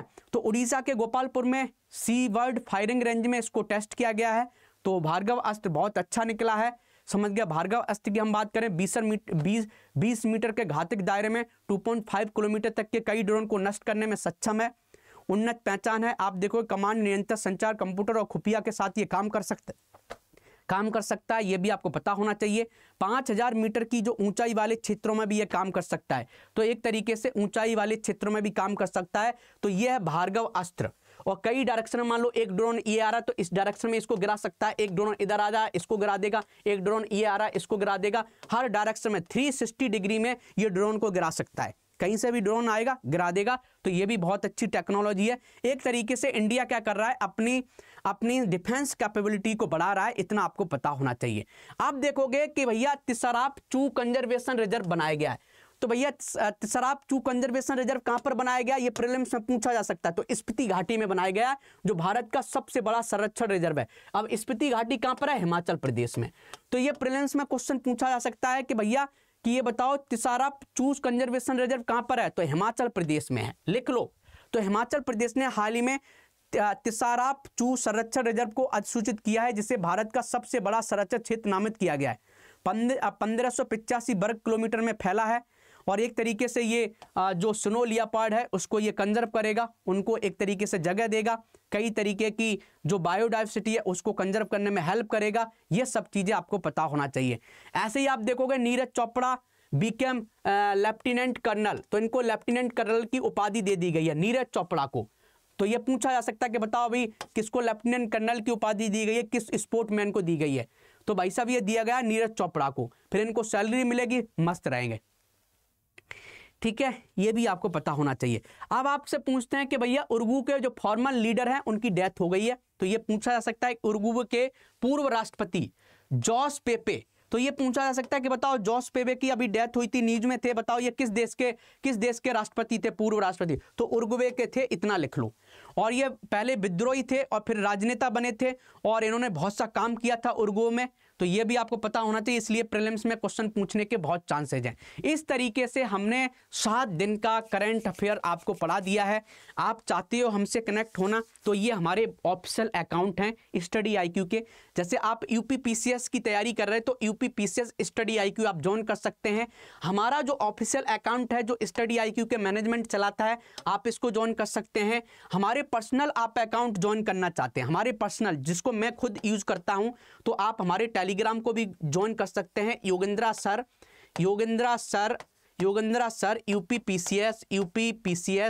UPPCS एंड UPSC, आप इसको भी ज्वाइन कर सकते हैं। ये हमारा टेलीग्राम ग्रुप है, योगेंद्रा सर UPPCS एंड UPSC, और ये हमारे ऑफिशियल अकाउंट है, दोनों को आप ज्वाइन कर सकते हो, कोई दिक्कत नहीं। आप चाहते हो हमसे पर्सनली पढ़ना तो आप हमारा कोड यूज करके ये कोड है योगी लाइव, आप यूज कर लोगे तो एक फाउंडेशन बैच इनका चल रहा है आरंभ, और इसकी क्लासेज अभी 22 मई से चलेंगी। आप इसको ज्वाइन कर सकते हो, हमारे कोड को यूज करोगे तो आपको 7,000 का डिस्काउंट मिल जाएगा, 7,000 का डिस्काउंट मिल जाएगा। कोई भी आपको दिक्कत है, कुछ पूछना चाहते हैं तो आप मुझे पर्सनली मैसेज कर सकते हैं, या एक नंबर है, लेकिन कोड आपको यही यूज करना है, ध्यान रखना। कोई कुछ बोले कौन सा कोड यूज करना है, नहीं, आप योगी लाइव कोड को ही यूज करोगे। आपकी स्क्रीन पर भी आ रहा है, ये भी आपको पता होना चाहिए।